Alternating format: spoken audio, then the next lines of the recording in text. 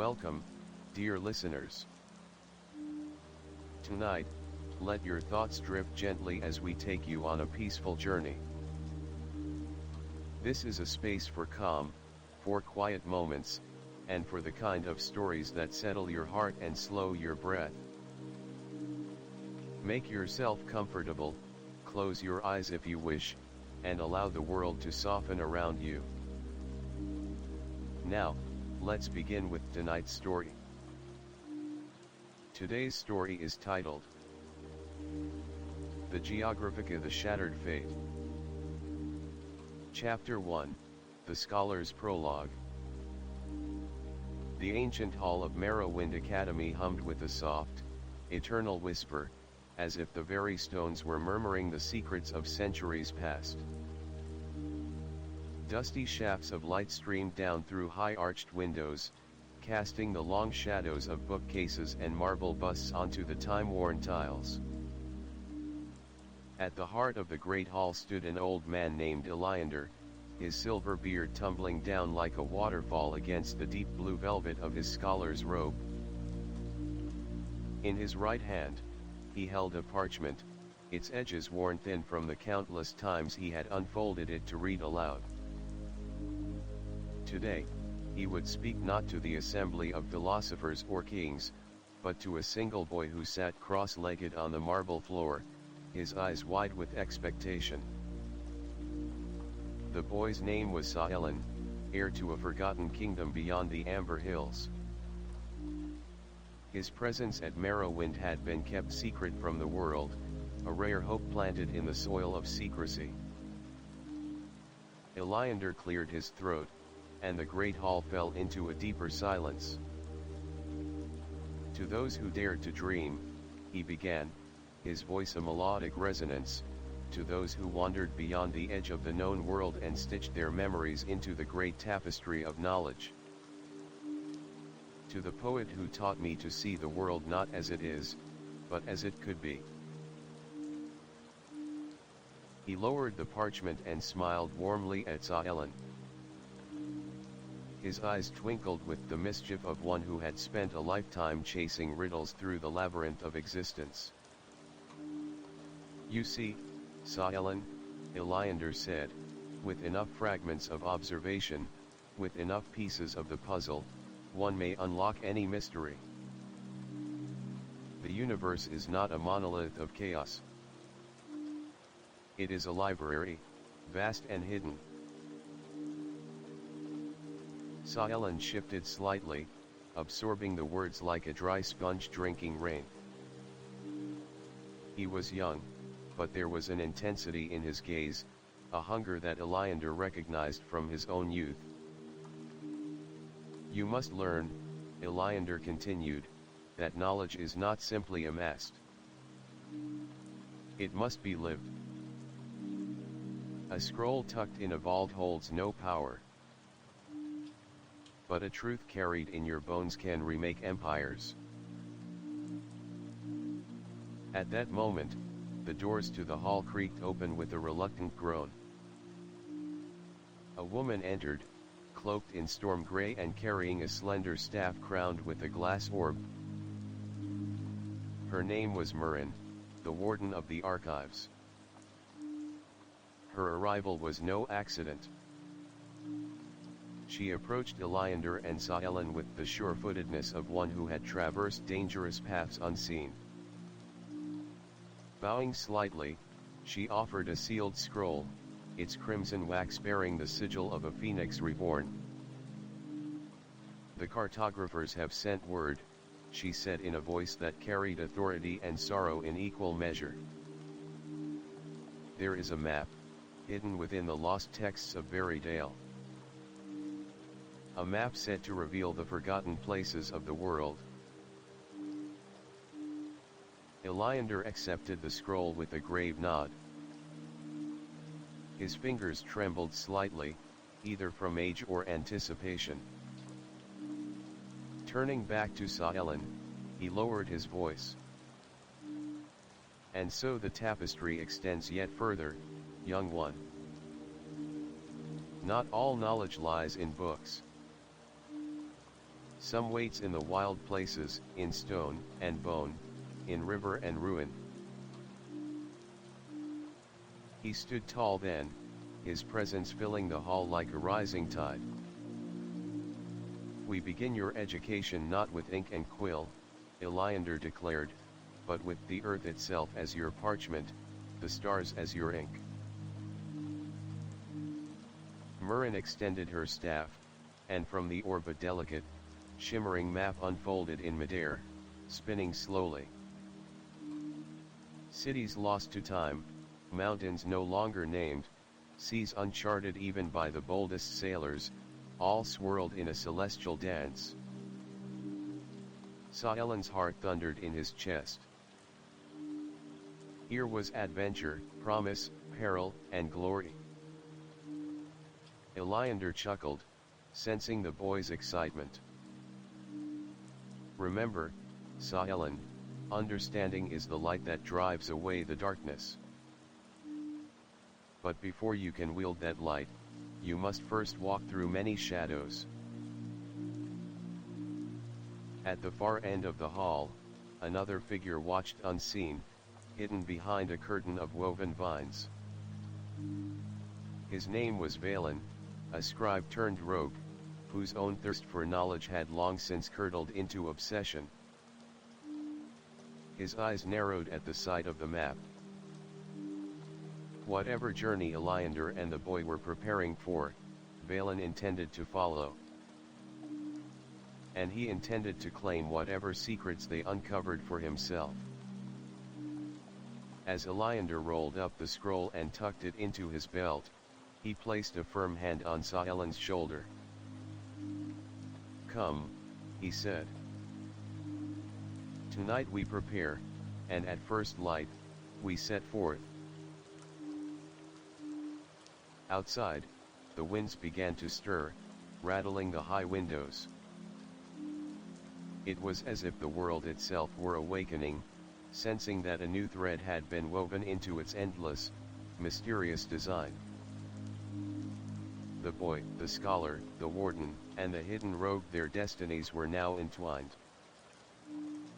And thus, the first step was taken into a tale that would span forgotten kingdoms, lost civilizations, and truths far older than mankind itself. The great library of Morrowind faded behind them as they crossed its threshold into the unknown, and the stars bore silent witness to the beginning of Saelin's long, perilous journey into the heart of mystery itself. Chapter 2, Fragments of a Greater Map. The night before their departure stretched endlessly, wrapped in a velvet sky speckled with cold, bright stars. Saelin lay awake on a narrow cot in one of Morrowind's countless forgotten chambers, staring at the ceiling where ancient murals told stories of exploration and conquest. The air was thick with dust and old secrets, a scent he was beginning to recognize as the perfume of adventure. In the hall below, Iliander and Murin pored over the contents of the scroll delivered by the warden. Candlelight flickered over the intricate, shifting lines of the floating map. Each flicker seemed to reveal something new: a river here, a broken tower there, a forgotten boundary swallowed by time. "Not all of this is clear," Murin said, tapping the map with the tip of her staff. "Some of these places are unstable. They shift like dreams when you wake. We will need more than this to find the heart of Veridale." Iliander stroked his beard thoughtfully. "The heart is not merely a place. It is said to be a memory woven into the land itself. It calls to those who seek it." Above them, unnoticed, Valen moved through the shadows like smoke. His practiced hands worked quickly, sketching the ghostly map into a battered leather journal. Every curve, every symbol, every word. He would not be left behind. At dawn, the bell tower of Merowyn tolled once an ancient, mournful sound that vibrated deep within the bones. Saelen dressed quickly in a tunic of forest green and sturdy leather boots.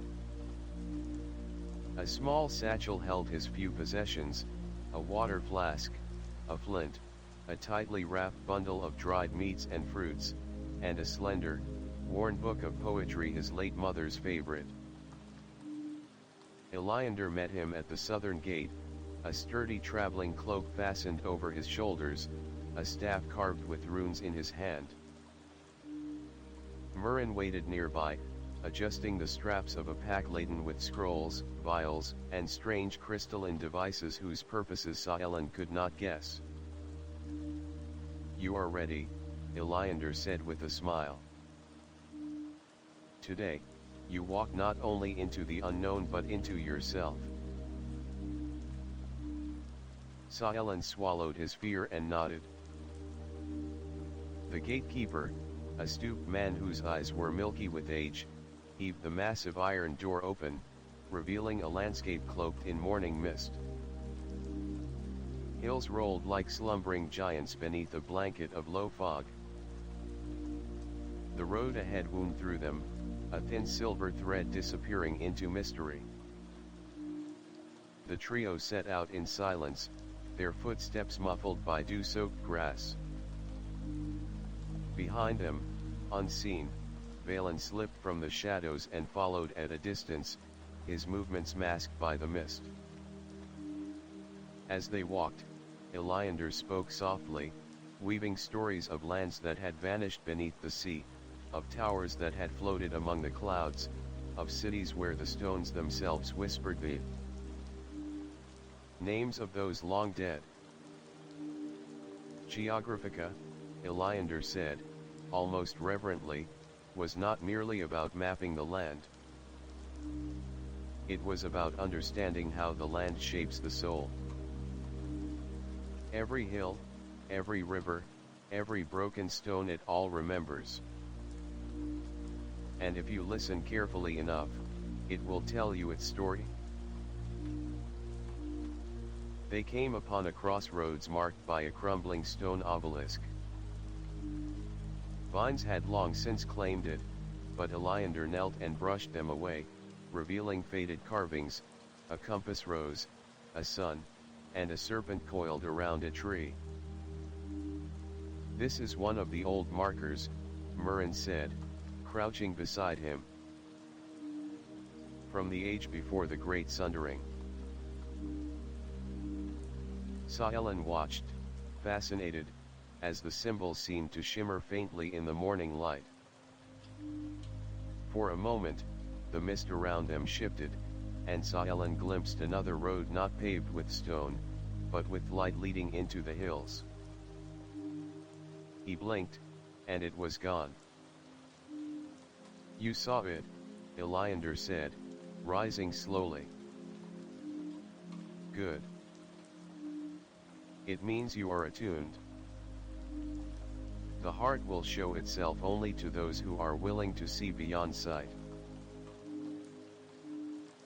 Their path took them into a dense wood where sunlight struggled to penetrate the thick canopy. Strange birds called overhead, and the air buzzed with unseen life. At times, Saelen thought he saw figures in the trees, flickering shapes that vanished when he turned to look. "They are guardians," Murin said when he asked. "Remnants of old magics. They will not harm us, unless we trespass where we are not welcome." That night, they camped in a clearing surrounded by towering oaks. Murin conjured a low, smokeless fire, and Iliander produced a battered lute, coaxing soft, haunting melodies from its strings. Saelen listened, the music weaving through his fatigue, pulling dreams from the depths of his mind. He dreamed of a vast labyrinth beneath the earth, its walls lined with books that breathed and whispered. He wandered endlessly, searching for a door he could not find. When he awoke, the fire had burned low, and Elander was standing at the edge of the camp, gazing into the darkness. "We are not alone," the old scholar said without turning. "Something watches." Saelen's heart skipped a beat. Murin rose silently, staff in hand, her face grim. From the woods, a low rustle. A glint of metal. And then a figure stepped into the firelight, tall, cloaked, a hood shadowing his face. "Peace," the figure said, raising empty hands. "I mean no harm." But Eliander's voice was like iron. "Valen. I should have known." The rogue smiled thinly, lowering his hood to reveal a face lined with both cunning and regret. "I seek only knowledge," Valen said. "As you do." "And what would you do with it?" Murin challenged, her staff humming softly with pent-up energy. "Preserve it," Valen lied smoothly.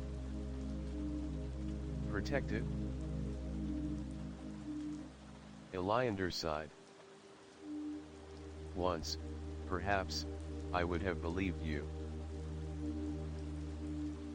For a tense moment, no one moved. Then Eliander gestured toward the fire. "Very well," he said. "Sit, if you must. But know this, we walk a path where betrayal is a heavier burden than death." Valen nodded, seating himself on the far side of the fire. Saelen watched him warily, feeling the first true weight of the journey they had begun. As the flames crackled and the stars turned overhead, the four travelers sat in uneasy fellowship, bound together by secrets, ambitions, and the ancient call of places forgotten by time. Somewhere in the dark, something stirred, and the land itself seemed to lean closer, listening. Chapter 3, Whispers of Geographica.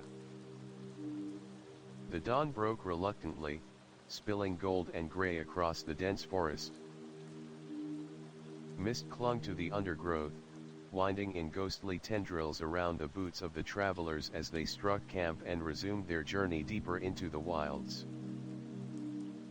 The road, if it could be called that, had long since disintegrated into little more than a memory of faint depression between the roots and stones.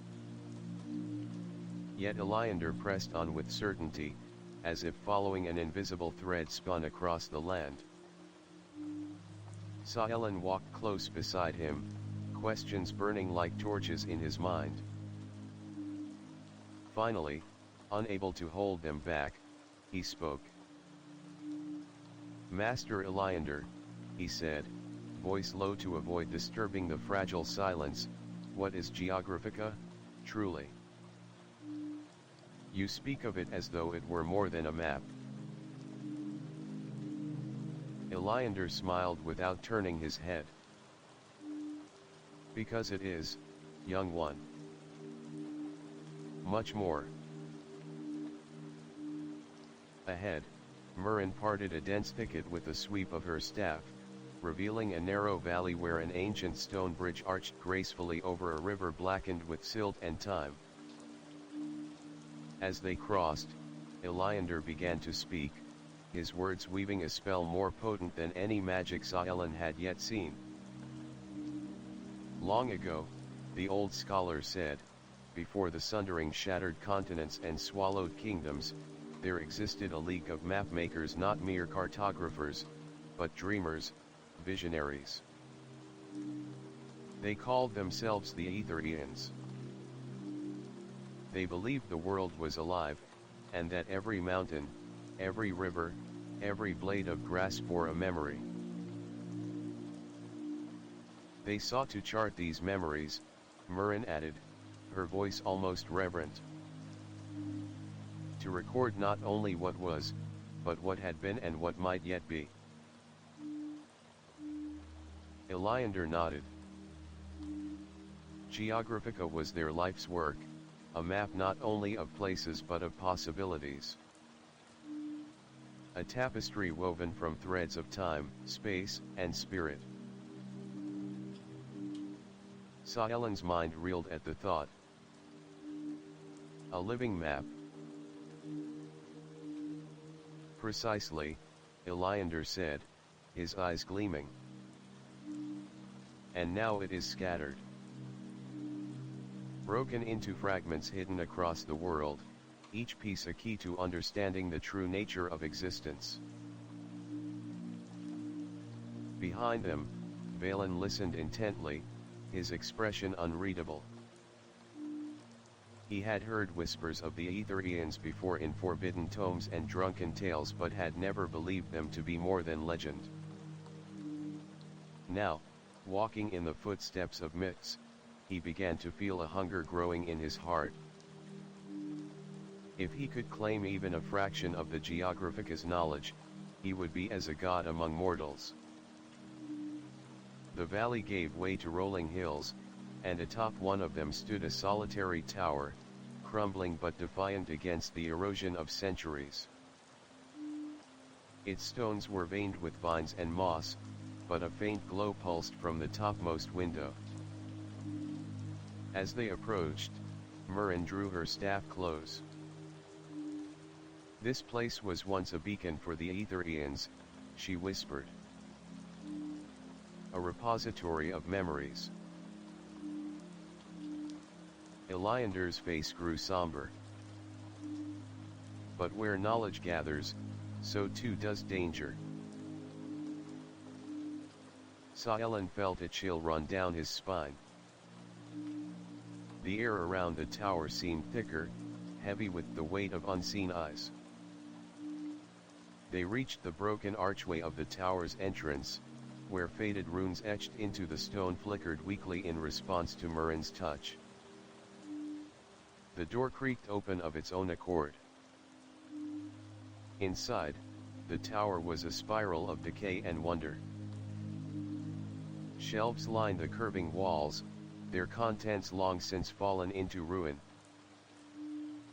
Scrolls rotted to mulch, tomes reduced to dust, but here and there, amid the ruin, something endured. A pedestal stood at the center of the room, and upon it rested a crystal sphere, no larger than an apple. Within the sphere swirled a map not of any land Saelen recognized, but of shifting forms and luminous pathways. Iliander approached it slowly, his hand hovering just above the surface. This, he breathed, is a fragment of the Geographica. The sphere responded to his presence, casting images into the air, a desert where rivers once flowed, a forest turned to stone, a city suspended upside down above a canyon of stars. Saelen stared, entranced. Each vision was a doorway into another world, another possibility. Valen took an unconscious step forward, his fingers twitching with desire. But Murin intercepted him with a sharp glance. "Touch it, and you will be lost," she said softly. "The Geographica does not suffer thieves lightly." Iliander turned to Saelen.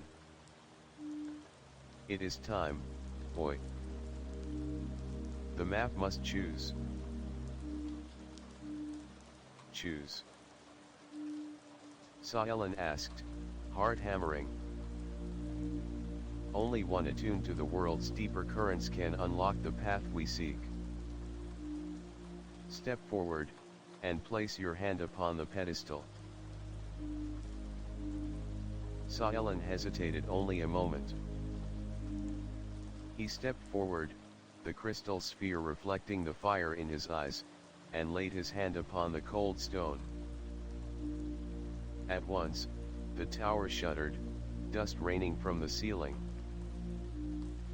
The sphere flared with light, and Sahelen cried out as 1,000 images flooded his mind: storms, mountains, oceans, fires, beasts of smoke and iron, voices calling in a language older than the stars. He fell to his knees, gasping, but the images began to settle, coalescing into a single, clear vision, a path leading through a forest of silver leaves to a door carved into the heart of a mountain. The light faded. The sphere dimmed. And when Sahelen opened his eyes, he found a symbol burned into the palm of his hand, a compass rose encircled by an Ouroboros.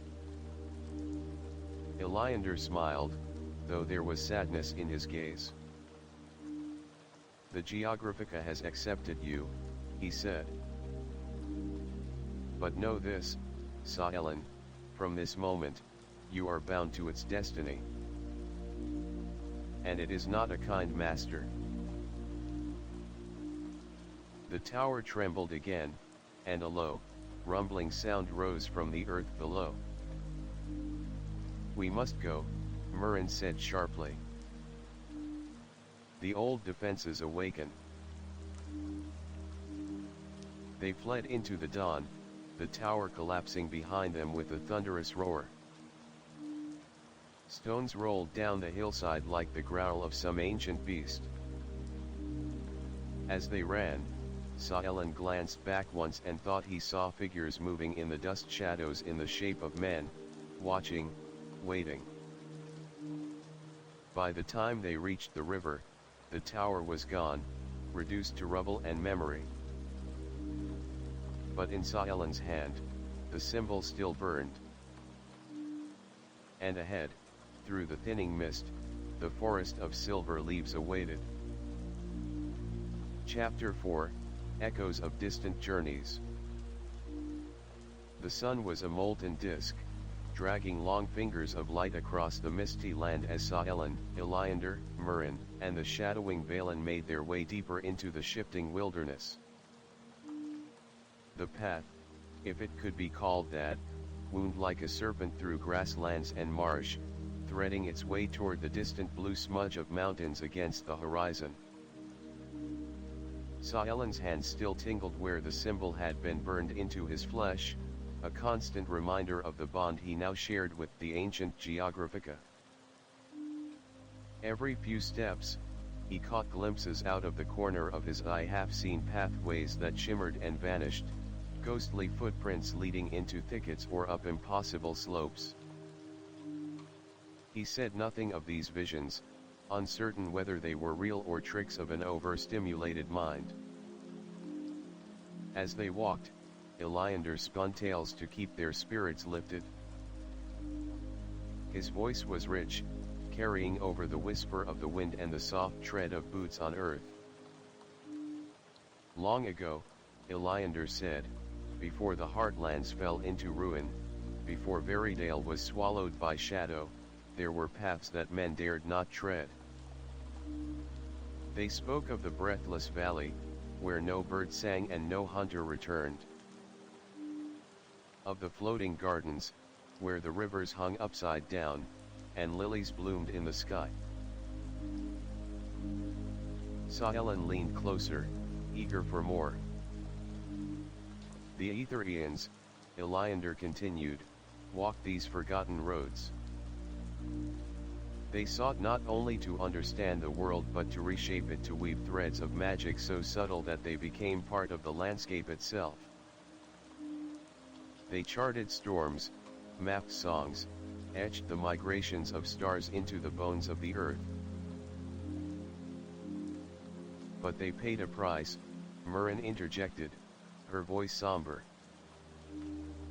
Knowledge is a hunger that grows sharper with each bite. Some Aetherians grew mad, others cruel. They tore holes in the fabric of the world and called them gateways. And some, Iliander said, simply vanished. They paused by a shallow stream whose waters gleamed oddly, showing reflections not of the travelers but of other lands, icy cliffs, endless deserts, vast cityscapes with spires that defied logic. Saelen knelt, fascinated, but Iliander gently pulled him back. Not yet, the scholar murmured. The stream shows possibilities, not realities. Drink, and you may never find your way back. They camped that night at the edge of a forest unlike any Saelen had seen. The trees were colossal, their trunks gnarled and twisted, their bark a deep silver gray that gleamed under the rising moon. Between their roots, the earth pulsed faintly, as if breathing. As Murin tended the fire, Iliander produced a battered leather-bound journal and handed it to Saelen. "This," he said, "was my master's. In it are the records of our journeys, those we dared, and those we feared." Saelen opened the book reverently. The pages were filled with precise, flowing script, maps, sketches of ruins half buried in sands, diagrams of stars swirling around unknown poles. Margins were crammed with frantic notes, corrections, desperate pleas. One passage caught Saelen's eye. "Beyond the silver forest lies the veil of mists. There, time coils upon itself like a serpent, and even memory is untrustworthy. Only the heart that holds firm to its purpose may find the true path." Saelen shivered. They were standing at the threshold of that very forest now. As the fire crackled, Iliander told them a story of a journey he had once made in his youth. "I crossed the shattered strait," he said, eyes distant, "on a raft lashed together from driftwood and stubbornness. The currents there twist like living things, and the stars above move in strange dances. I followed a phantom ship, its sails tattered, its crew silent shades, until it vanished into mist. For 3 days I drifted, my mind fraying like old rope." He fell silent, lost in memory. Murin's voice broke the spell. "And what did you find on the far shore?" Iliander smiled sadly. "Myself. And the realization that not every journey has a destination." The fire burned low, and Saelen stared into its embers, imagining all the forgotten roads, the perilous crossings, the hidden worlds that waited beyond the veil of common sight. He felt a strange mixture of fear and longing. Unbeknownst to them, Valen sat some distance away, nursing his own thoughts. He remembered a different story, one not of wonder, but of betrayal. He had once trusted a master as Saelen trusted Iliander now. That trust had cost him everything. He would not be betrayed again. That night, Saelen dreamed. He walked through a city carved into the cliffs of a canyon, its buildings hanging upside down like stalactites. Voices called to him from windows that were not windows, doors that opened into rivers of stars. A woman with silver hair and blind eyes held out a compass to him, its needle spinning madly. "Find the roots," she whispered. "Before the rot." When Saelen woke, dawn was breaking, and the forest loomed before them like a wall of living metal. Iliander rose and dusted himself off. Today, he said, we step into the memory of the world. Together, they gathered their things, tightened their cloaks, and stepped beneath the silver canopy, where the air shimmered with ancient, slumbering magic. The silver forest swallowed them whole, and the road behind vanished as if it had never been. Chapter 5, Beneath the Weeping Stars. The silver forest closed around them like a cathedral of ancient gods. Towering trees arched high overhead, their bark glinting faintly in the half-light, their leaves whispering secrets in languages no living tongue could recall. The very air shimmered with a gentle pressure, as if the forest itself were watching, weighing the souls that dared tread its sacred ground. Hours blurred into a dreamlike march. There were no clear landmarks, no sun to guide them, only the pale silver glow that filtered endlessly from above. Time seemed to slow, each heartbeat stretching into eternity. Elander led the way with a confidence that seemed unnatural, stepping lightly between roots and stones as if the path revealed itself only to him. Murren followed close behind, her staff humming softly with protective magic. Saelen trudged after them, his legs aching, his mind spinning with questions. Valen, as always, lingered behind, his footsteps nearly silent, his mind weaving plans of its own. As dusk deepened into night, though it was impossible to tell by any ordinary measure, Elander called a halt beside a shallow hollow where the roots of several trees knotted into a natural shelter. Here, he said. The forest permits us rest. They built a fireless camp, relying instead on lanterns filled with alchemical light that cast a warm, steady glow. Murren distributed dried fruits and salted meats, while Elander unrolled a thin blanket and lowered himself carefully onto it with a groan. Saelen sat nearby, hugging his knees to his chest, staring out into the endless forest. Master Elander, he said hesitantly, why does the forest feel sad?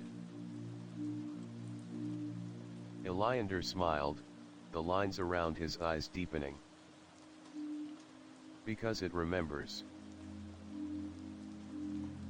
He gestured toward the silver canopy. Once, long ago, this was a place of joy. The Aetherians danced here under the light of 3 moons, weaving songs into the roots and dreams into the branches. But when the sundering came, it tore those songs apart. The forest grieves for what it lost and for what it can never again become. Saelen shivered, feeling the weight of that sorrow pressing down on him like an unseen hand. As the others settled into uneasy sleep, Saelen found himself restless. Something tugged at his mind, a whisper just beyond hearing. He rose quietly, taking one of the lanterns, and drifted a short distance from the camp. Beyond a low ridge, he found a clearing where the trees parted to reveal a patch of sky. For the first time since entering the silver forest, Saelen could see the stars. They hung above him in dizzying profusion, more numerous and brilliant than he had ever imagined. Constellations he did not recognize wheeled overhead, a lion with wings of flame, a serpent devouring its own tail, a tree whose branches reached to touch the edges of creation. He stared upward, overwhelmed. Behind him, Elander's voice murmured from the shadows. Beautiful, isn't it? Saelen jumped, then relaxed as the old scholar stepped into the clearing. The stars are older than any map, older even than the world itself, Iliander said. They are memory made visible. Every light you see is a song, a story, a heartbeat echoing across time. They stood together in silence for a while, the only sounds the soft rustling of the leaves and the distant call of night birds. Then Iliander pointed to a cluster of stars near the eastern horizon. "Do you see those?" he asked. Saelen nodded. "That is the crown of Illyra," Iliander said.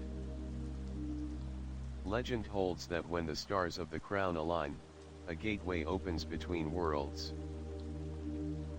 The Etherians sought that gateway for centuries, but some say it was never meant for mortal hands.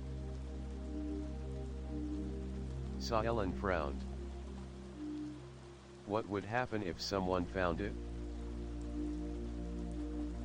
Iliander shrugged. Perhaps salvation. Perhaps ruin.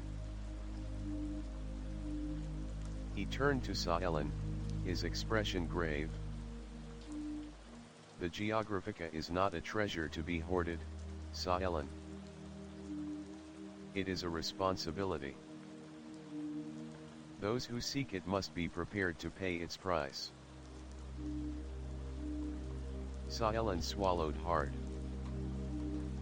And if I'm not ready?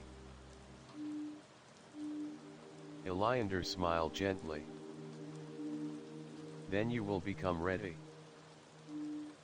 Or you will be broken. Such is the way of all great journeys.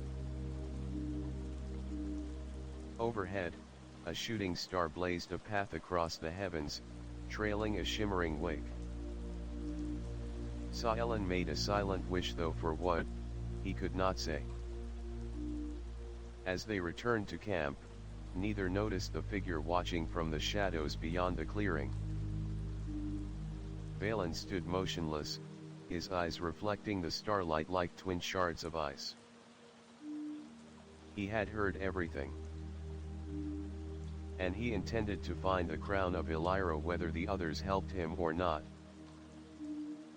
That night, Saelen dreamed again. He stood atop a black tower rising above a sea of stars, the Geographica spread out before him like a living thing, shifting and writhing. Voices called to him, some pleading, some commanding, some weeping. He reached out, but the map recoiled, folding itself away, and he was left alone in the vastness. When he awoke, the camp was stirring. Murin was packing supplies, Iliander was consulting a small, floating compass that spun lazily in midair, and Valen was pretending to clean his boots. Saelen rose, feeling the ache of the journey in his bones, but also a new determination burning in his chest. Today, they would delve deeper into the silver forest. Today, they would begin to seek the first true fragment of the living map. And far above them, hidden among the weeping stars, destiny waited with bated breath. Chapter 6, The Labyrinth of Forgotten Tomes. The journey through the silver forest seemed endless. Days and nights blurred together under the canopy of whispering leaves, time folding in on itself in strange, dizzying ways. But finally, after what felt like a lifetime wandering among silver trunks and shifting shadows, they emerged into a vast clearing, and what lay before them stole the breath from Saelen's lungs. A city of stone and ivy stretched out across the valley, its spires broken, its bridges collapsed, but still achingly beautiful. At its heart stood a colossal structure, shaped like a spiral rising toward the heavens. Its walls were carved with intricate patterned symbols of the stars, rivers, and beasts that no longer roamed the world. The Library of Evershade. Eliander's voice was a whisper of awe. The last sanctuary of the Etherian lore keepers. Even Murin, usually stoic, seemed moved. Her fingers traced a sigil carved into a fallen pillar, a sun cradled by an open hand. They descended into the ruins carefully, crossing shattered plazas where statues of forgotten scholars and explorers lay half buried in moss. Valen kept to the rear, his eyes sharp, his hand resting lightly on the dagger hidden beneath his cloak. At the gates of the library, two enormous doors stood ajar, their surfaces covered in glyphs that shimmered faintly as Saelen approached. The burned symbol in his palm pulsed in response, and with a low groan, the doors swung inward, revealing a darkness as deep as the void between stars. Inside, the air was heavy with the scent of ancient paper, ink, and time itself. They stepped into a vast hall, its ceiling lost in shadows, its walls lined with countless shelves towering higher than any cathedral. Books, scrolls, tablets, and strange crystalline memory stones filled every nook and cranny. But the library was not silent. A low, rhythmic hum filled the air, a breathing, pulsing sound, as if the very structure were alive. The lore keepers built this place not just to store knowledge, Eliander murmured. They built it to grow it. The library learns. It dreams. Murin touched a nearby lectern, and a soft ripple of light spread outward, illuminating the nearest shelves. Strange creatures flitted through the high rafters, half-visible beings made of parchment and ink, guardians of the sacred place. Saelen wandered in a daze, overwhelmed. Everywhere he looked, doors led to other corridors, staircases twisted upward and downward in impossible spirals, and balconies jutted out into sheer drops into bottomless atriums. It was a maze designed to protect its treasures from the unworthy. Eliander summoned Saelen and Murin to a central chamber where a great orrery stood, a mechanical model of the heavens, its brass and silver arms moving in slow, deliberate dances. This, Eliander said, is the heart of the library. It will guide us to the fragment. He gestured to Saelen. Place your hand upon it. Saelen hesitated, then stepped forward and pressed his palm to the cool metal. The orrery shuddered and shifted. Constellations rearranged themselves, gears clicked into new alignments, and a single beam of blue light shot out, pointing toward a distant archway. Valen watched from the shadows, his jaw clenched. Every step they took brought them closer to something he could almost taste, the raw, unfiltered power of lost knowledge. Following the light, they moved deeper into the labyrinth. The halls grew stranger. Shelves floated unsupported in midair. Staircases led to doors hanging in empty space. Shadows coiled and shifted along the walls, whispering in languages Saelen almost understood. At one point, they passed a room where dozens of mirrors reflected not their faces, but scenes from other worlds, some beautiful, others horrifying. Murin warned them not to linger. The mirrors remember too much, she said grimly. They can trap you in a reflection that isn't your own. Another passage led through a garden of stone, where fossilized trees bore fruits of glistening crystal. Saelen reached out to touch one, but Eliander pulled him back sharply. Some knowledge is too heavy for young hands, the old scholar said. Finally, they reached a circular chamber at the end of a narrow, twisting corridor. At its center floated a pedestal of black marble, upon which rested a single, gleaming tome. It pulsed with a heartbeat that Saalan could feel in his bones. The first fragment, Iliander whispered. But before they could approach, the air thickened. Shadows poured from the walls, coalescing into a towering figure robed in tatters of smoke and ash. Its face was hidden beneath a hood, but its presence was suffocating. A warden, Murrin hissed, raising her staff. The guardian of forgotten things. Without hesitation, it struck. The battle was chaos. Murrin unleashed bolts of searing light, Iliander wove sigils into the air that crackled with ancient power, and Saalan, heart-pounding, remembered the symbol burned into his palm. He thrust his hand forward instinctively, and the mark flared to life.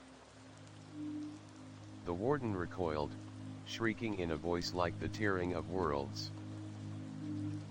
Seizing the moment, Iliander shouted, "The fragment, Saalan! Claim it!" Without thinking, Saalan darted forward, snatching the tome from the pedestal. The moment his fingers touched the cover, a shockwave burst outward, scattering the shadows and slamming the warden back into the walls. The guardian dissipated into wisps of smoke, and silence reclaimed the chamber. Panting, Saalan staggered back, clutching the tome to his chest. It was heavier than it looked, and it thrummed with a life of its own. Iliander approached, his expression a mixture of pride and sorrow. "You have claimed it," he said. "But beware, young one. Each fragment you gather will make the burden heavier." Murrin placed a steadying hand on Saalan's shoulder. "You are not alone," she said firmly. For a moment, a fragile peace settled over them. But behind them, in the deeper shadows, Valen's eyes glittered with barely restrained hunger. He would let them carry the burden for now. But when the time was right, he would claim the Geographica for himself, and reshape the world in his own image. Chapter 7, The Path of the Lost Stars.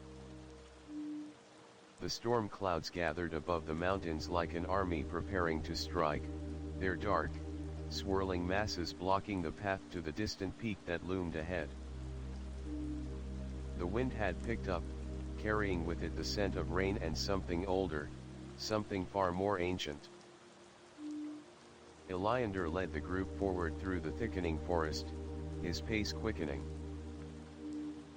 "We are close now," he muttered. "The fragment will guide us, but the road will not be kind." Saalan, despite the unease gnawing at him, felt a spark of determination. They had come so far. The first fragment had been taken from the library of Evershade, but Saalan knew it was only the beginning. There were more to be found, and with each one, the weight of their purpose would grow heavier. Behind him, Murrin walked in silence, her eyes scanning the darkening woods with practiced caution. Valen had been strangely quiet since they left the ruins of the library. Saalan had noticed him lingering at the edges of their group, his eyes shadowed, his movements deliberate. But Valen never spoke, he only watched, waiting for something Saalan could not yet understand. The road grew narrower as they pressed on, the trees closing in around them, their gnarled branches reaching out like skeletal fingers. Soon, the forest thinned and gave way to a valley, a deep, jagged cleft in the earth where the sky overhead seemed to press down upon the travelers like a weight. The air grew colder, sharper, as if the very breath of the world had been stolen here. At the edge of the valley stood a ruin, a broken stone archway, its surface slick with damp moss and centuries of neglect. In the distance, Saelen could make out the faintest outline of a tower, its spire jutting up like a jagged tooth, piercing the sky. "We are here," Elander said, his voice low and filled with reverence. Saelen stepped forward, his heart racing. He could feel the pull of the fragment within him, the weight of it calling him forward. As they approached the archway, something stirred in the air, a faint ripple, like the shifting of time itself. Elander paused, turning to face Saelen. "This is where the path diverges, my young friend. You must step through the threshold alone." Saelen looked at him, confusion etched on his face. "What do you mean?" "The path to the next fragment is not a simple one," Elander continued. "It will test you, Saelen. The road ahead is not merely a matter of distance. It is a journey of the soul. To claim the next fragment, you must pass through the trials of the lost stars." "The lost stars?" Saelen asked, a chill creeping up his spine. Elander nodded solemnly. "The lost stars were once great warriors and sages, those who walked the path of the ether eons before the sundering. They vanished into the depths of time, their fates lost to history. Some say their spirits still linger in this valley, guarding the way to the fragment. Only those who are worthy can pass." Murren stepped forward, her voice quiet but firm. "The path is treacherous, Saelen. The trials are not of the body alone, but of the heart and mind. The stars will show you visions, temptations, illusions, your deepest fears. They will challenge everything you believe." Valen, still standing in the back, finally spoke. "You would do well to remember that not all that glitters is gold, Saelen. Some paths are better left unexplored." His words sent a flicker of unease through Saelen, but before he could respond, Elander gestured toward the archway. "Go, Saelen. The lost stars await."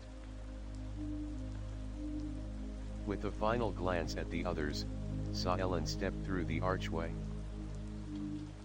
The moment his foot crossed the threshold, the world around him seemed to dissolve.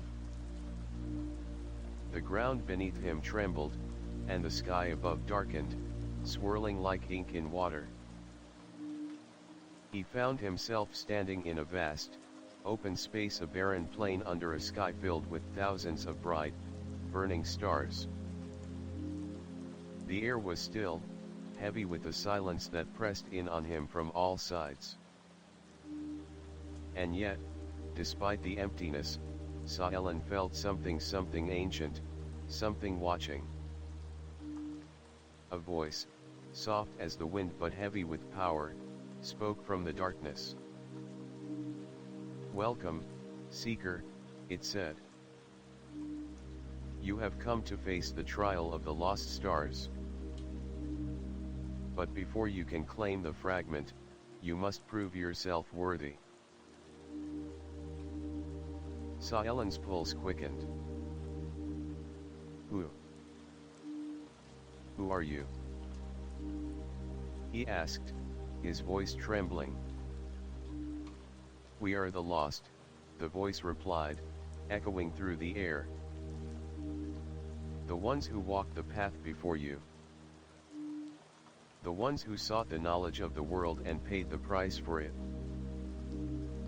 We are the stars that have burned out, the light that has faded into shadow." A figure stepped from the darkness, its form cloaked in shimmering stardust. It was a tall figure, its features obscured by the swirling light, but Saelen could feel the weight of its presence, an ancient power, a being that had seen and known the world long before his time. "To claim the fragment," the figure continued, "you must first face your own darkness. We will show you what lies hidden within your soul. And only when you have conquered your fear will the path open to you." Saelen took a step back, heart pounding. "What do you mean? What do you want from me?" The figure raised its hand, and the stars above seemed to shift, swirling in patterns that Saelen recognized from his dreams, the images of a city he had never seen, of people he had never met, and of a past that did not belong to him. A voice, familiar and yet distant, whispered in his mind,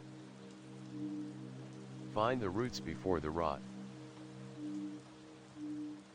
The words echoed, and Saelen's vision blurred. He saw himself standing on a tower, holding the Geographica, but the book was no longer a source of knowledge. It was a weight, a burden that threatened to crush him. He saw people, strangers, reaching for him, but they were not there to help. They were there to take from him, to steal the knowledge he had unlocked, to tear him apart for their own gain. The vision twisted, and he saw himself standing alone in a dark cavern, the stars above him flickering and dying one by one.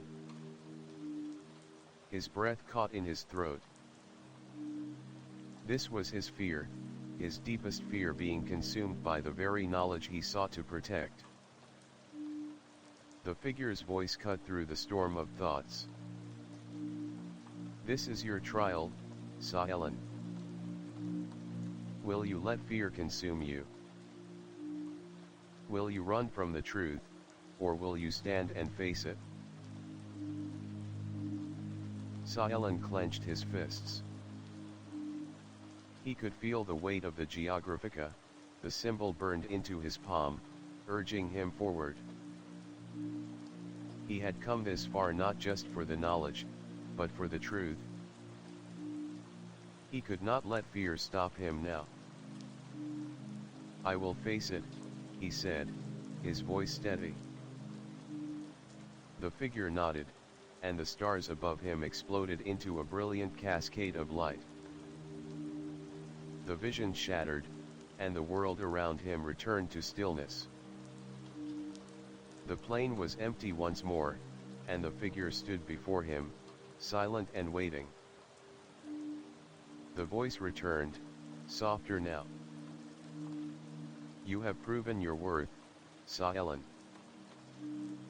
The path is open to you."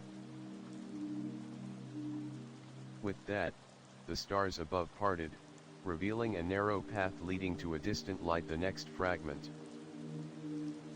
Saelen took a deep breath and began to walk, feeling the weight of his purpose settle over him like a cloak. Behind him, the darkness lingered, but he no longer feared it. The road ahead was long, but it was his to walk. And he would not turn back. Chapter 8, Echoes from the Depths. The air had grown heavier as Saelen continued his journey through the Valley of the Lost Stars. The path, though visible, seemed to shift with every step he took, the light flickering and distorting around him. The stars that once hung above like beacons now felt distant, as if they were watching him from the farthest reaches of the cosmos. Behind him, the others trailed carefully, their faces shadowed by the uncertainty that seemed to cling to the land.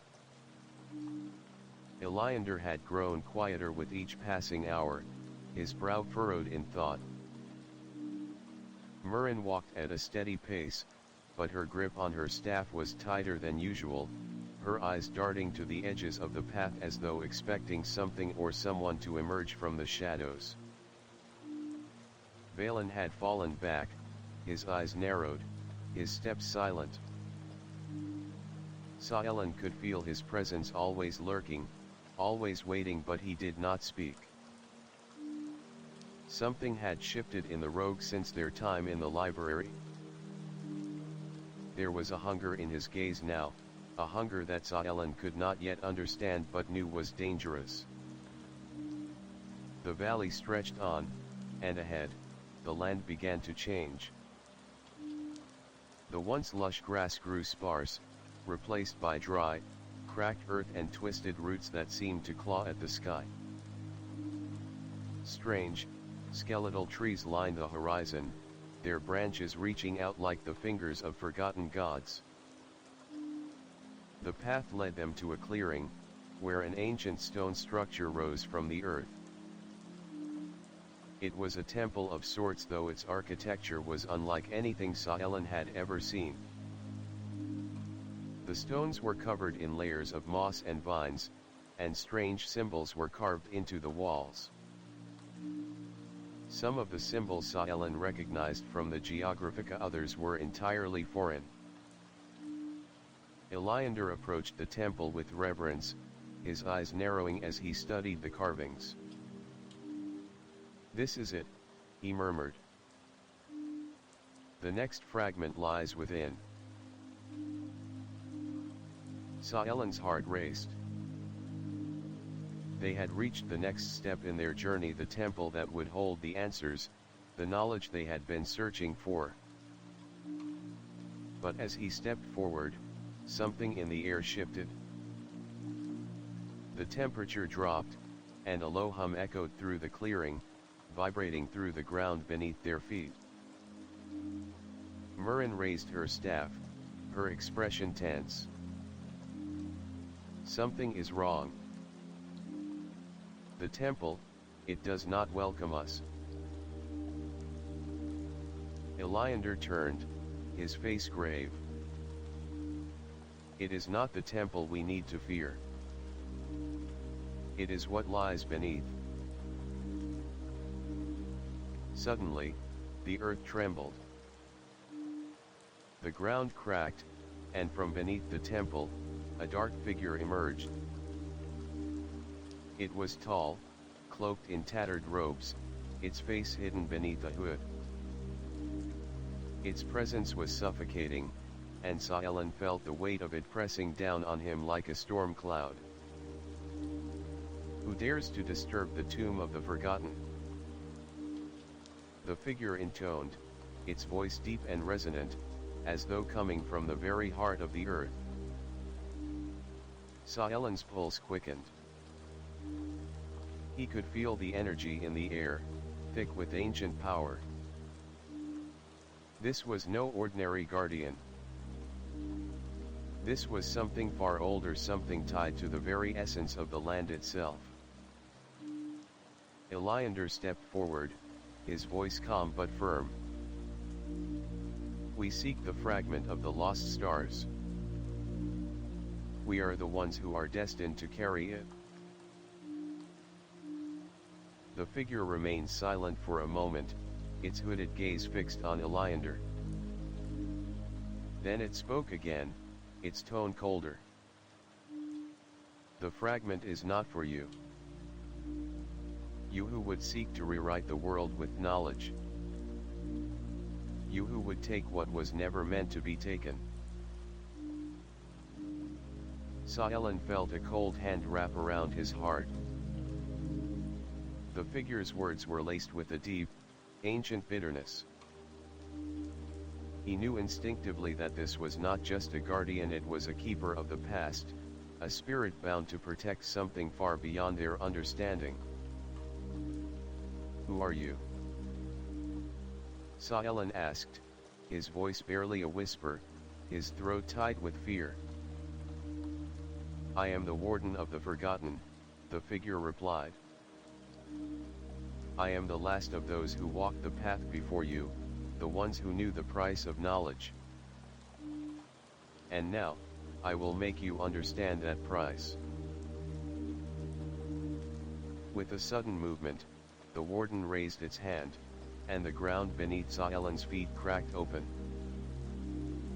A black mist began to pour from the fissures, swirling around him, suffocating the air. "Murrin!" Saalan gasped, struggling to breathe. Murrin raised her staff, but the mist swirled around her, blocking her magic. Balin, still standing at the rear, watched with a strange expression. His eyes narrowed, but he did not move forward to help. Iliander muttered an incantation under his breath, his hands glowing with power. He struck the ground with his staff, and a shock wave of energy rippled outward, dispelling the mist for a moment. The Warden flinched, but its form remained strong. "You are not the first to come seeking the fragment," the Warden hissed. "And you will not be the last. But no one who has entered this temple has ever left with their soul intact." The figure stepped forward, and Saalan could feel the weight of its presence pressing down on him. The Warden's voice echoed in his mind, 1,000 whispers all at once. "To claim the fragment, you must first give up what you hold most dear." Saalan's heart skipped a beat. What did the Warden mean? What could he possibly have to give up?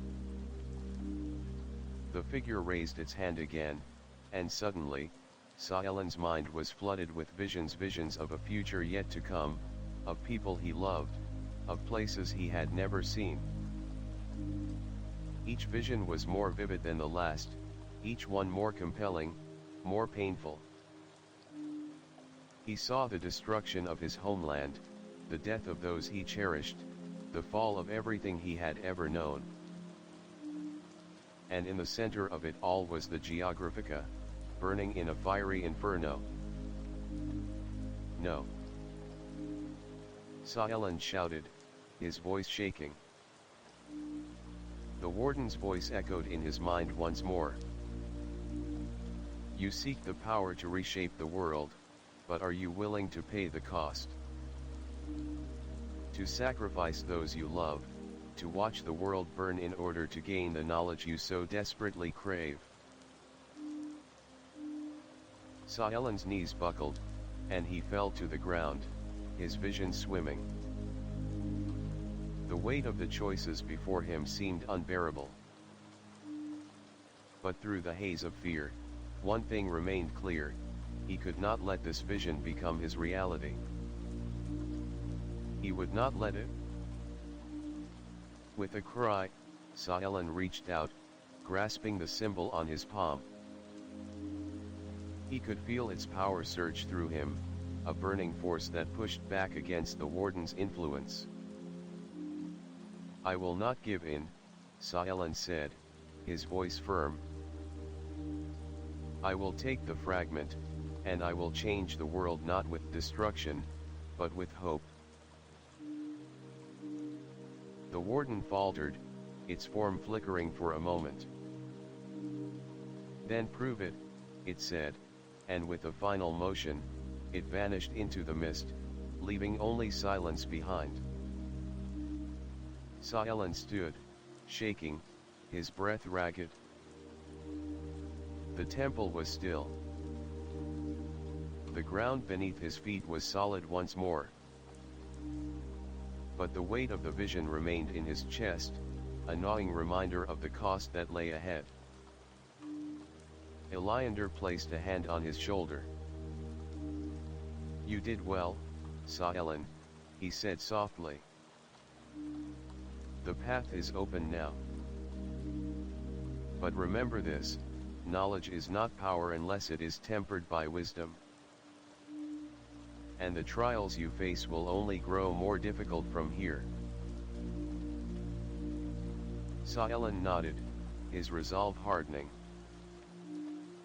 He had faced the first trial, but there were many more ahead. And with each step, the weight of the Geographica would grow heavier. But he would bear it. He had no choice. Chapter 9, The Threads of Fate. The path ahead stretched into the unknown, a winding road between two great peaks, their jagged summits disappearing into the mist. Saelen's footsteps were steady but hesitant, the weight of the Geographica's fragment heavy in his pack. It pulsed softly against his back, its call undeniable, urging him forward. Yet with each step, Saelen felt the growing pressure of the journey weighing on him, like the thousand eyes of history watching his every move. Behind him, Elander walked with purpose, his staff tapping rhythmically on the stones. Murin remained close, her eyes scanning the horizon, ever vigilant. Valen, however, had fallen silent again, his usual confident stride replaced with a wariness that Saelen couldn't quite place. The air was thick with the scent of rain, and the sky above seemed to crackle with unspoken tension.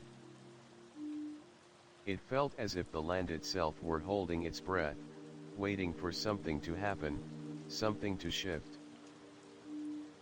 The valley they were traversing was eerily quiet. No birds sang, no animals stirred the underbrush. It was as if the entire world had been paused, suspended in a moment of unnatural stillness. Saelen glanced up at the looming peaks ahead and felt a sense of foreboding settle in his chest. "We are close," Elander said suddenly, as if reading his thoughts. "The next trial awaits." Saelen nodded but said nothing. The trials had become increasingly difficult, each one testing him in ways he hadn't anticipated. The vision in the temple still haunted him, the warden's words echoing in his mind. "You seek the power to reshape the world, but are you willing to pay the cost?" It was a question he couldn't shake, no matter how hard he tried. What would he sacrifice for the knowledge hidden within the Geographica? What price would he be forced to pay to unlock its secrets? The path curved upward, and they reached a steep incline, the stone becoming slick with the dampness of the coming storm. They pressed on, the air growing colder with each step. It wasn't long before the first drops of rain began to fall, steady at first, then pouring down in torrents. The sound of the rain hitting the rocks was deafening, and the ground beneath them began to shift, turning muddy and treacherous. Elander gestured for them to take shelter in a nearby cave. It was a dark, cramped space, the entrance barely large enough to fit all of them. Once inside, they huddled together, grateful for the temporary respite. "We are not far from our destination," Elander said, removing his wet cloak and shaking it out. "The next trial lies within the hollowed summit. It is a place where time and reality bend, where the very fabric of the world is fragile." Saelen frowned. "What do you mean, fragile?" Elander's expression darkened. The hollowed summit is not just a physical place. It is a place where the past, present, and future converge. The trials within it are not of this world, they are woven from the threads of fate itself. Saelen's pulse quickened. You mean, this trial will be about fate? Yes, Iliander replied. It is a place where your choices are not yours alone to make. The future has already been written. But you must decide whether you will follow the path that was laid out for you or carve your own. The words sent a chill through Saelen. The thought that the future was already determined, that his choices might not even be his own, was something he had never considered. It unsettled him, deep down, more than he cared to admit. How do we survive this trial? Saelen asked, his voice tight. You must be strong, Iliander said, his eyes softening with understanding. You must face the truth of your journey, not just the knowledge you seek, but the cost of obtaining it. The storm outside raged on, the rain pounding against the cave entrance with relentless force. Murin was sitting near the back of the cave, her face hidden in shadow as she silently observed the others. Valen, too, had not spoken much since the temple, but Saelen could feel his presence like a weight in the room. He turned to Valen, who was sitting cross-legged against the far wall, sharpening his dagger with a methodical, almost hypnotic precision. You're quiet, Saelen remarked, his tone uncertain. What's on your mind? Valen looked up, meeting Saelen's gaze with a flicker of something, perhaps regret, perhaps calculation, but it was gone almost as quickly as it had appeared. Nothing, he said shortly, before returning to his task. Just thinking. Saelen nodded, but the silence that followed was heavy. It seemed that Valen was always thinking, always scheming, but whether it was for their benefit or his own remained unclear. The hours passed slowly in the cave as the storm raged on. At some point, Saelen drifted into a fitful sleep, his dreams plagued by strange visions. He saw himself standing at the edge of a great chasm, staring down into the void below. A figure stood beside him, cloaked in darkness, its face hidden beneath a hood. You stand on the edge of destiny, the figure said, its voice hollow and distant. And yet, you hesitate. The choice is yours, Saelen. Will you take the leap, or will you remain where you are? Saelen reached out, but the figure was already gone, leaving only the chasm before him. He awoke with a start, gasping for breath. The cave was silent, save for the occasional rustle of movement from the others. We leave at dawn, Iliander's voice cut through the stillness. The hollowed summit awaits. Saelen nodded, his heart pounding. The dream, the choice, it had felt so real. He wondered if it was a warning or a premonition of what was to come. As the rain continued to fall outside, Saelen felt the weight of his journey pressing on him more than ever. The trials ahead were unlike anything he had faced before. The choices would not be his alone, and the cost of those choices was still unknown. But he had come too far to turn back now. The dawn broke, and the storm finally began to subside, leaving the world washed clean. The path ahead was still unclear, but Xylan knew one thing for certain. The hollowed summit was where everything would change. Chapter 10, The Hollowed Summit. The hollowed summit rose before them like a mountain born of sorrow, its jagged peaks reaching into a sky that had already begun to darken with the first whispers of dusk. The air grew thin as they ascended, each step taking them further from the world they had known, and closer to a place where the very laws of reality seemed to bend and twist. Xylan's heart pounded in his chest, his breath coming in short gasps as he followed Elander and Murren up the rocky slope. Valen had fallen silent once more, trailing behind them like a shadow. The rogue's presence was ever watchful, but for reasons Xylan could not explain, he no longer trusted the man completely. Something about the way Valen had acted since the Temple of the Forgotten left Xylan with an uneasy feeling. There were too many secrets in the air, too many unspoken thoughts. "We're nearing the summit," Elander called back to them, his voice carrying easily through the thin mountain air. "Brace yourselves. The trials are unlike any you've faced before." Xylan nodded, though his mind was racing.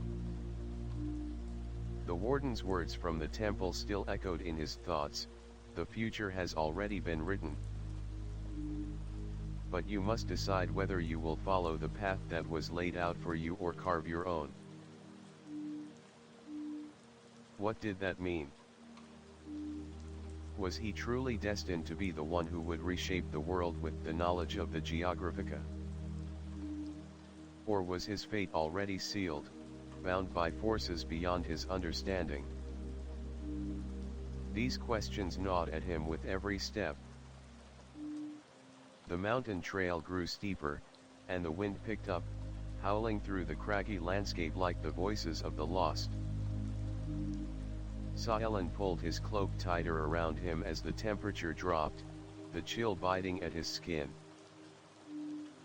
The summit was in sight now, just beyond a ridge, a shadowy silhouette against the fading light. They reached the ridge, and for the first time since they had entered the hollowed summit, Xylan felt the full weight of the place. Before them lay a vast, hollowed-out chasm, a deep pit that seemed to pulse with an otherworldly energy. The chasm was surrounded by a ring of stones, ancient pillars half submerged in the earth, their surfaces etched with runes that flickered faintly in the twilight. At the center of the chasm stood a single, towering monument, an obelisk of black stone that seemed to absorb the light around it, casting a long shadow over the land. It was both beautiful and terrifying, a symbol of forgotten power, a remnant of something older than the world itself. "This is it," Elander said, his voice barely above a whisper. "The heart of the trial lies within the obelisk of lost time. Only those who face the past, present, and future can pass through." Xylan felt a chill crawl up his spine. "What do we have to do?" "You must enter the obelisk, Xylan," Elander replied. "Inside, you will face the trials of time itself. You will encounter visions, versions of yourself, versions of the world, versions of the future you may have never seen. Each vision will test your resolve, your choices. Only by understanding the truth behind them can you move forward." Xylan glanced at Murren, whose face was drawn in concentration, her eyes fixed on the obelisk. "And if we fail?" he asked. Murren's lips parted in a thin line, but it was Valen who answered, his voice low and cold. Failure means more than just losing. It means losing yourself. Losing what makes you. You. There was something in Valen's voice that Saelen couldn't place, something that sent a cold shiver through him. But before he could question it further, Iliander stepped forward, leading the way toward the base of the obelisk. "Are you ready, Saelen?" he asked, turning to face the young man. Saelen nodded, though doubt clung to him like a second skin. He was not sure what awaited him inside, but he knew one thing: he had come too far to turn back now. As they stepped into the shadow of the obelisk, a strange sensation washed over Saelen, a feeling of vertigo, as if the very ground beneath his feet had disappeared. The air shimmered around them, and for a moment, everything went dark. Then, the darkness lifted, and Saelen found himself standing in a place that was at once familiar and alien. It was his home. But not as he remembered it. The streets were empty, the buildings broken and decayed. The sky above was a sickly shade of orange, casting everything in a dull, oppressive light. And there, in the center of the town square, stood a figure, one that Saelen recognized all too well. It was himself. But not the Saelen he knew. The figure in front of him was older, worn, and beaten down by time. His clothes were tattered, his face marked with deep lines of sorrow and regret. The older Saelen looked at him with hollow eyes, and for a moment, Saelen felt as though the world had frozen. "Do you see it now?" the older Saelen asked, his voice heavy with the weight of years. "The future you will create. The world you will destroy." Saelen's heart pounded in his chest. This is a vision. A possibility. The older version of himself shook his head. "No. It is the only future you can have if you continue down the path you've chosen. Knowledge will consume you. Power will destroy you. You will become what you fear most." The words hit Saelen like a blow. He staggered back, his mind racing. Was this truly the future that awaited him? Was he doomed to become this man? The thought was almost too much to bear. Before he could respond, the vision shifted again. Now, Saelen stood in the heart of a great battle. Fires burned all around him, and the ground was littered with bodies, friends and enemies alike. The sky above was filled with dark clouds, and the sounds of war filled the air. And there, in the center of it all, stood the Geographica, its pages torn and scattered, its power slipping away into the ether. A voice called to him from the chaos. "Saelen. This is your doing. You brought this upon us. You are the cause of all this destruction." Saelen turned to see Marin, her face twisted in anguish, her hands outstretched toward him. "No," he cried, reaching for her. "I didn't want this. I only wanted to help." But it was too late. The vision faded, leaving only silence. And then, a third vision appeared. This time, Saelen was alone. The world was quiet, peaceful, a far cry from the chaos of the previous scene. The Geographica rested in his hands, its pages pristine, its knowledge flowing freely into the world. But something was missing. He looked around and saw that there were no people. No cities. No life at all. The world was barren, empty, devoid of everything that made it worth living. Is this the price? Saelen asked, his voice a whisper in the vast emptiness. Is this what I've gained? The figure in front of him, his older self, once again gave a sad smile. You sought to reshape the world, Saelen, it said. But in the end, you must ask yourself, what is the world without those who live in it? What is knowledge without a purpose? The vision faded, and Saelen was left standing alone in the center of the hollowed summit, his heart heavy with the weight of his choices. Eliander's voice broke through the silence.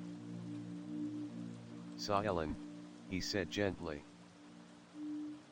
The trials are not meant to show you the truth of the world. They are meant to show you the truth of yourself. Saelen closed his eyes, the images of the vision still swirling in his mind. The future he had seen, the destruction, the emptiness, the choices, was it inevitable? Or was there still time to change it? The answer was unclear, but Saelen knew one thing for certain. The path ahead was his to shape. And he would not let fear, or fate, decide it for him. Chapter 11, The Broken Promise. The air was thick with tension as the travelers made their way through the final stretch of the hollowed summit. Saelen's mind still reeled from the visions he had seen, futures twisted and shattered by choices not yet made. The weight of them pressed on him like a mountain, and each step forward felt like a step into an unknown abyss. Eliander had said that the trials would reveal the truth of himself, but Saelen wasn't sure he could face what he had learned. The future he had glimpsed, the one where he was alone, the world burned, the Geographica's power nothing but a curse, was a vision he could not shake. And then there was the question of Valen. The rogue had been strangely quiet ever since the trials began. His eyes, usually filled with cunning and sharp intent, were now shadowed, his face unreadable. Saelen couldn't shake the feeling that Valen was hiding something that he wasn't sharing with the group. Ahead, the path curved sharply, leading into a deep ravine where the cliffs on either side seemed to pulse with an eerie, unnatural energy. The sky above had darkened further, and the wind whipped through the narrow gap like the breath of something ancient and powerful. This is it, Eliander said quietly, halting in front of the ravine. The final trial lies beyond. Saelen nodded, though his heart fluttered with uncertainty. He could feel the pull of the Geographica, its fragment pulsing softly at his side, urging him forward. But the fear gnawing at him, the fear that he might be doomed to repeat the same mistakes, that his journey might end in disaster, was harder to ignore. Valen, who had been trailing behind, stepped up beside him, his voice low and steady. You look like you're carrying the weight of the world, Saelen. Saelen glanced at him, surprised by the comment.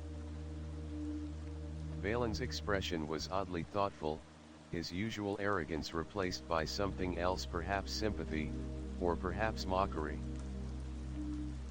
"Don't pretend like you know what I'm feeling," Saelen shot back, his voice sharper than he intended. "You've never cared about anything other than yourself." Valen raised an eyebrow but didn't respond. Instead, he turned toward the ravine, his gaze narrowing. "We're all chasing something here, Saelen. You think you're the only one with a burden. That fragment isn't just a prize, it's a leash. And we're all attached to it." Saelen's stomach churned. He wanted to argue, to tell Valen that his quest was different, that he wasn't after power or control. But the rogue's words had struck a chord. The fragment was a prize, yes, but it was also a curse. And Saelen had no idea what it might cost him in the end. "Murin," Iliander called, turning to the warden. "Are we ready?" Murin nodded solemnly, her staff glowing faintly with ethereal light. "The path will not be kind. But we have no choice but to continue." Saelen took a deep breath and followed Iliander as he led the way into the ravine. The air grew colder the deeper they went, the walls of the ravine narrowing until it felt like they were walking through a tunnel. Strange symbols were etched into the stone, glowing faintly with an otherworldly energy. The ground beneath their feet felt uneven, as if the earth itself was shifting, pulling them in different directions. They reached a narrow passage at the far end, where a stone door stood, carved with intricate runes. Iliander approached the door, his fingers brushing the symbols as he muttered an incantation under his breath. The runes flared to life, and with a low rumble, the door slowly creaked open.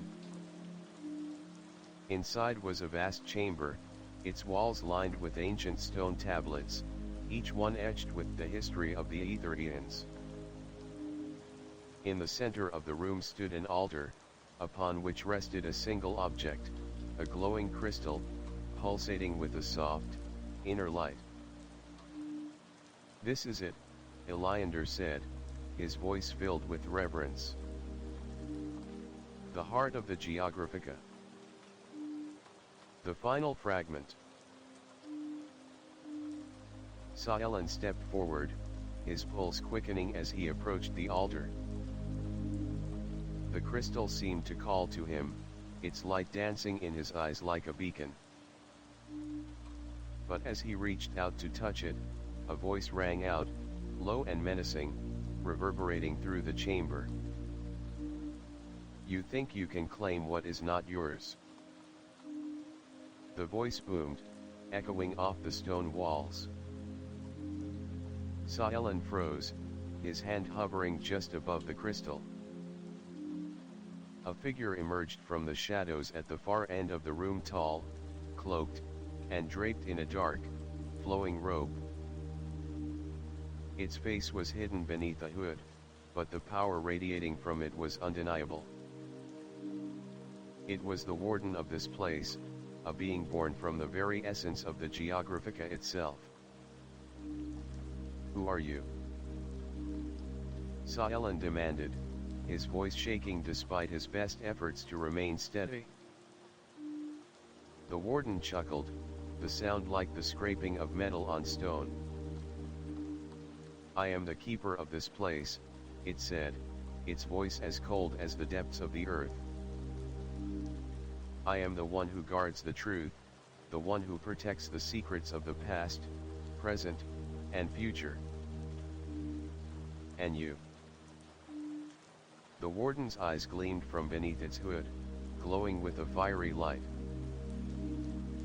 You are nothing but a pawn, Sa Ellen. A child who believes he can control the world, who thinks he can rewrite the future with knowledge he cannot even begin to understand. Sa Ellen stepped back, his heart pounding in his chest. The warden's words struck him like a blow. Was it true? Was he just a pawn in some larger game, a fool chasing after something he couldn't comprehend?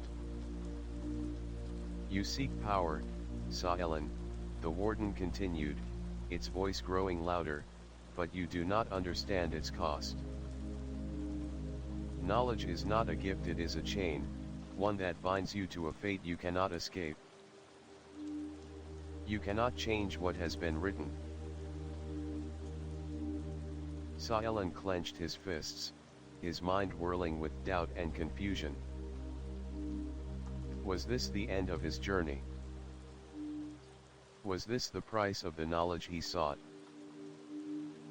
The future that lay before him, the one that had been shown in the visions, was it inevitable? He turned to Elander, but the old scholar's face was grim. This is the final trial, he said softly.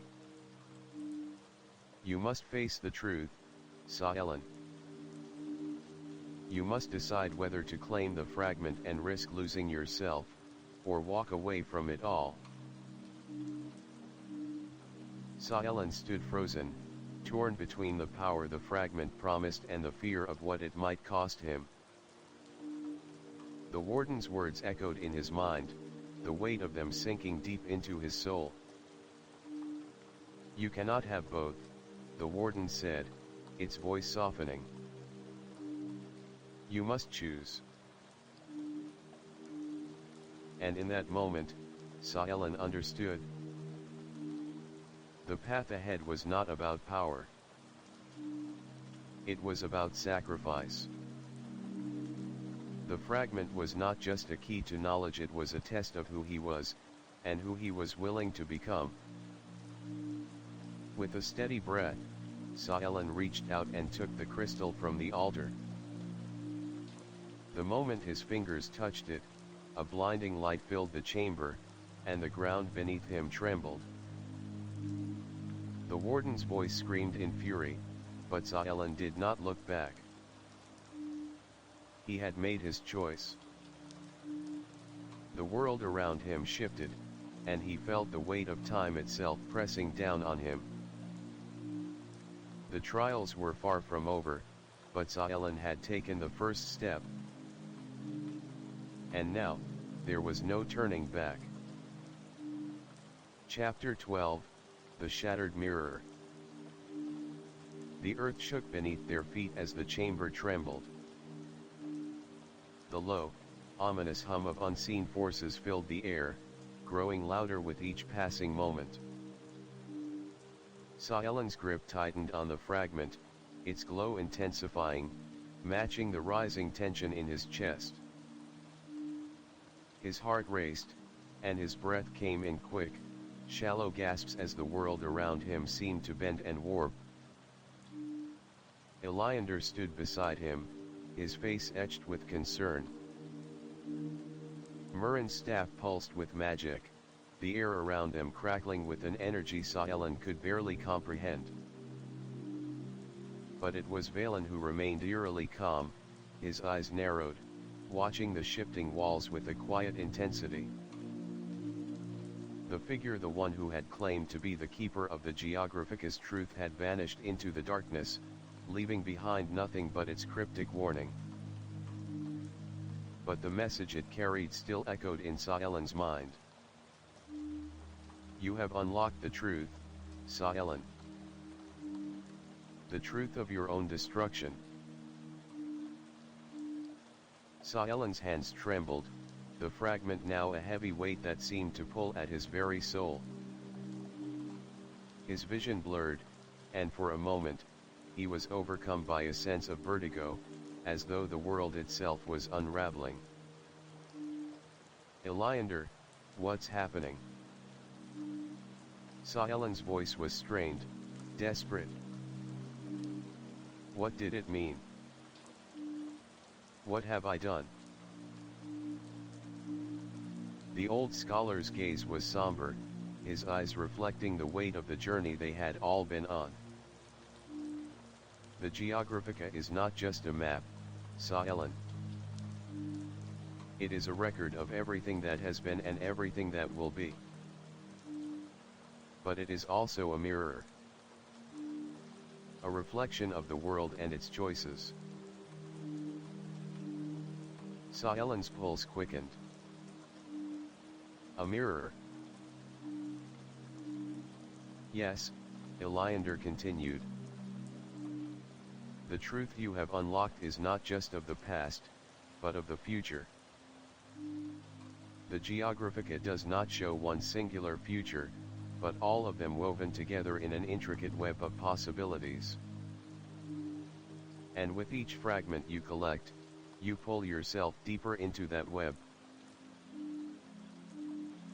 Sa Ellen turned the fragment over in his hand, the crystal glowing like a dying star. He could feel its power coursing through him, but now, it felt more like a curse than a gift. What do I do now? How do I stop this? Eliander stepped forward, his voice low and filled with regret.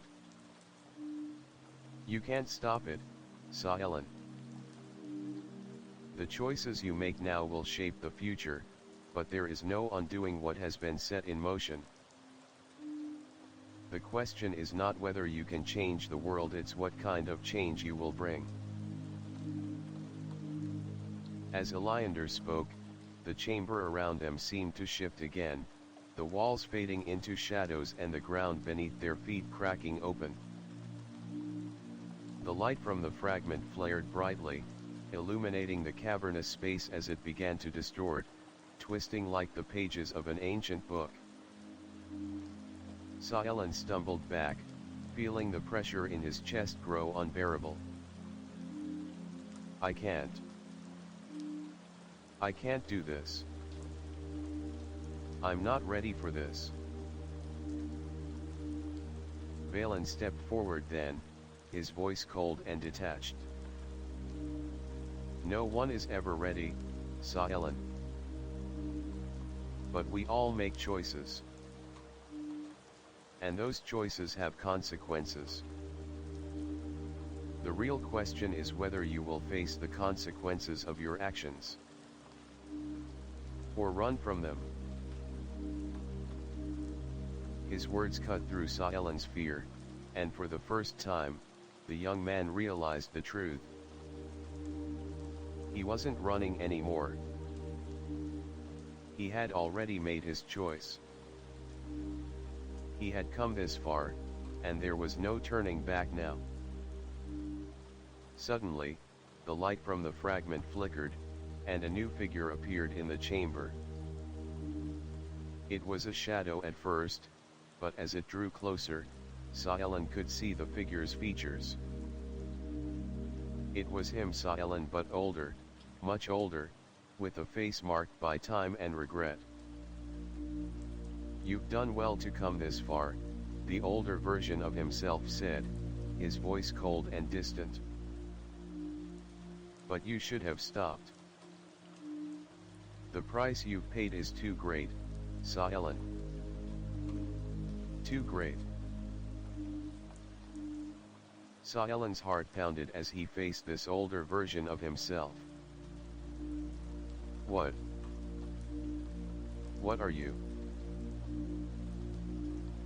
I am the reflection of your future, the older Sa Ellen replied, stepping closer, his eyes dark with sorrow. I am the one who paid the price for the choices you're about to make. And I am the one who failed. No, Sa Ellen said, shaking his head. I won't end up like you. I won't.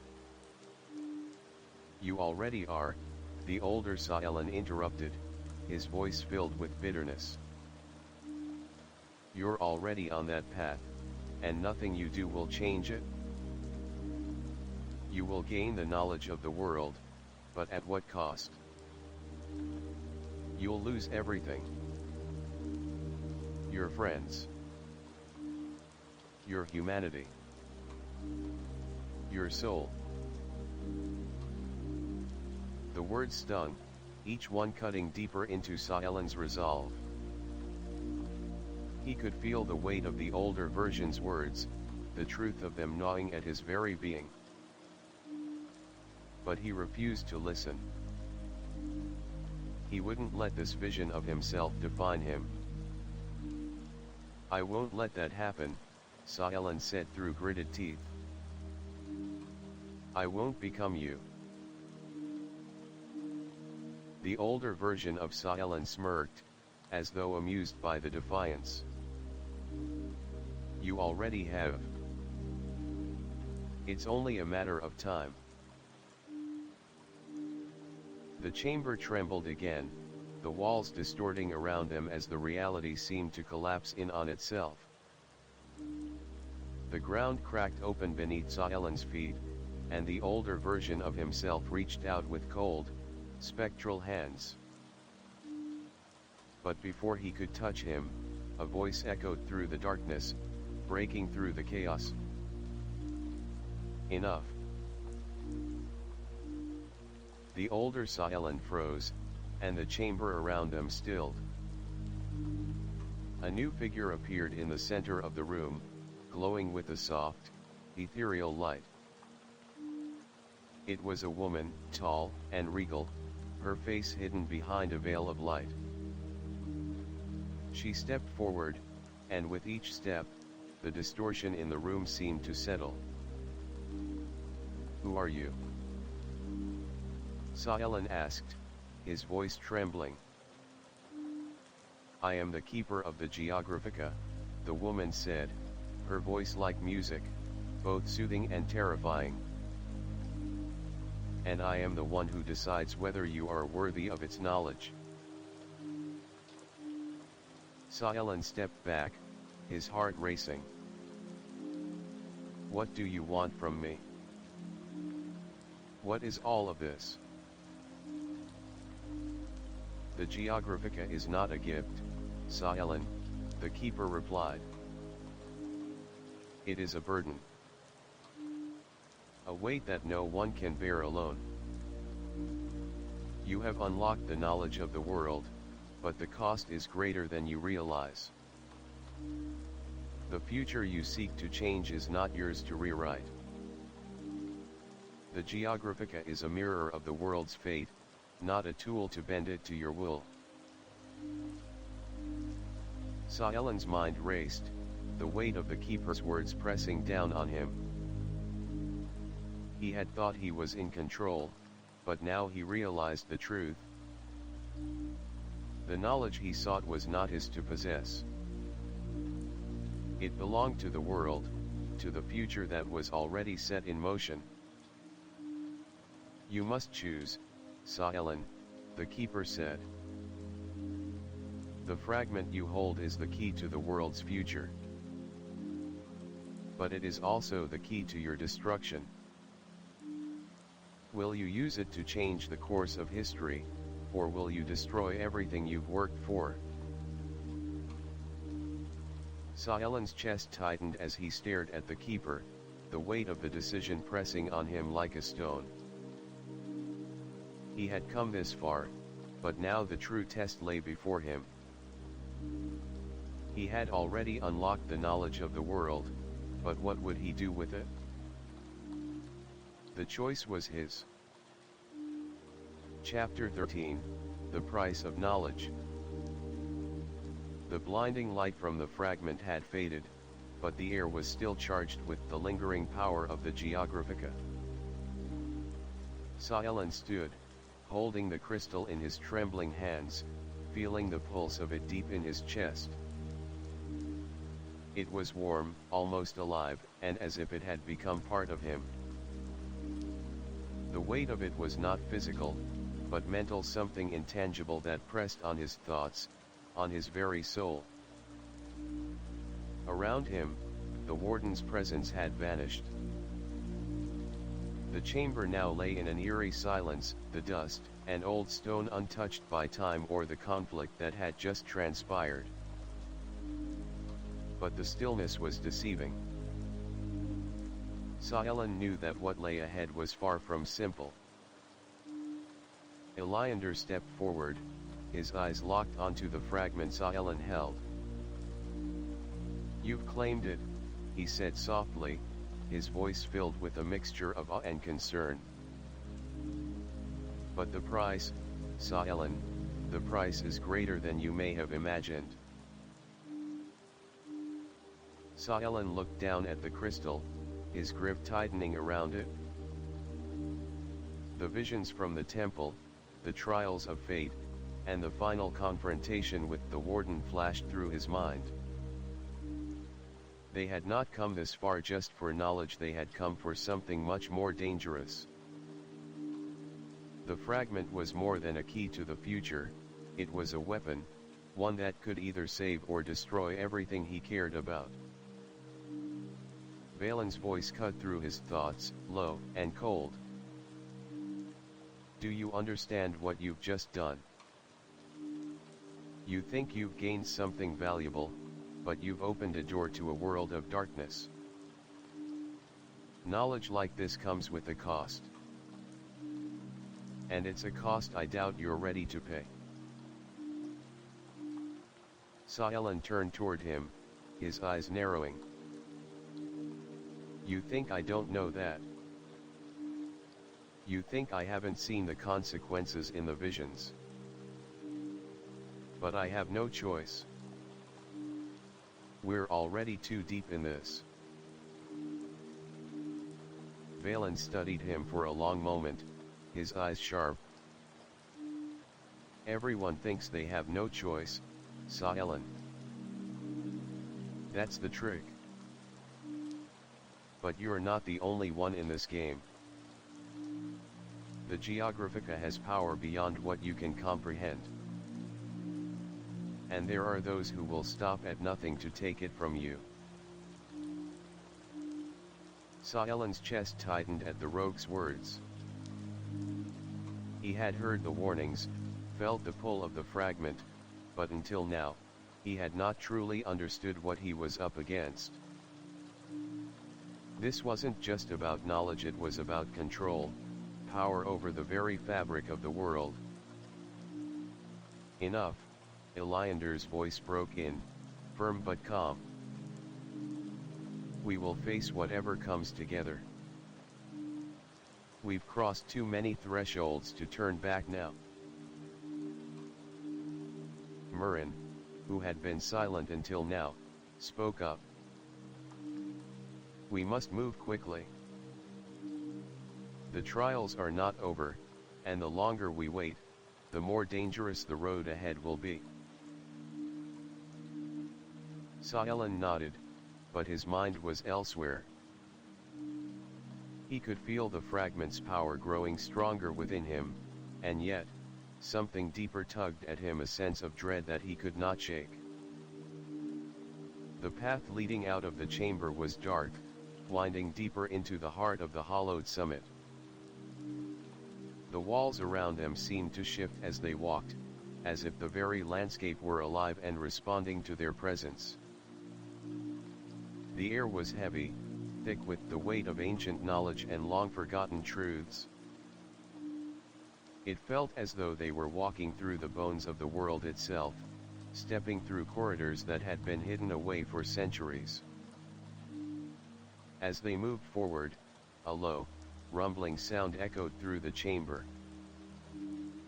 The ground beneath their feet trembled, and a deep, guttural voice rose from the darkness ahead.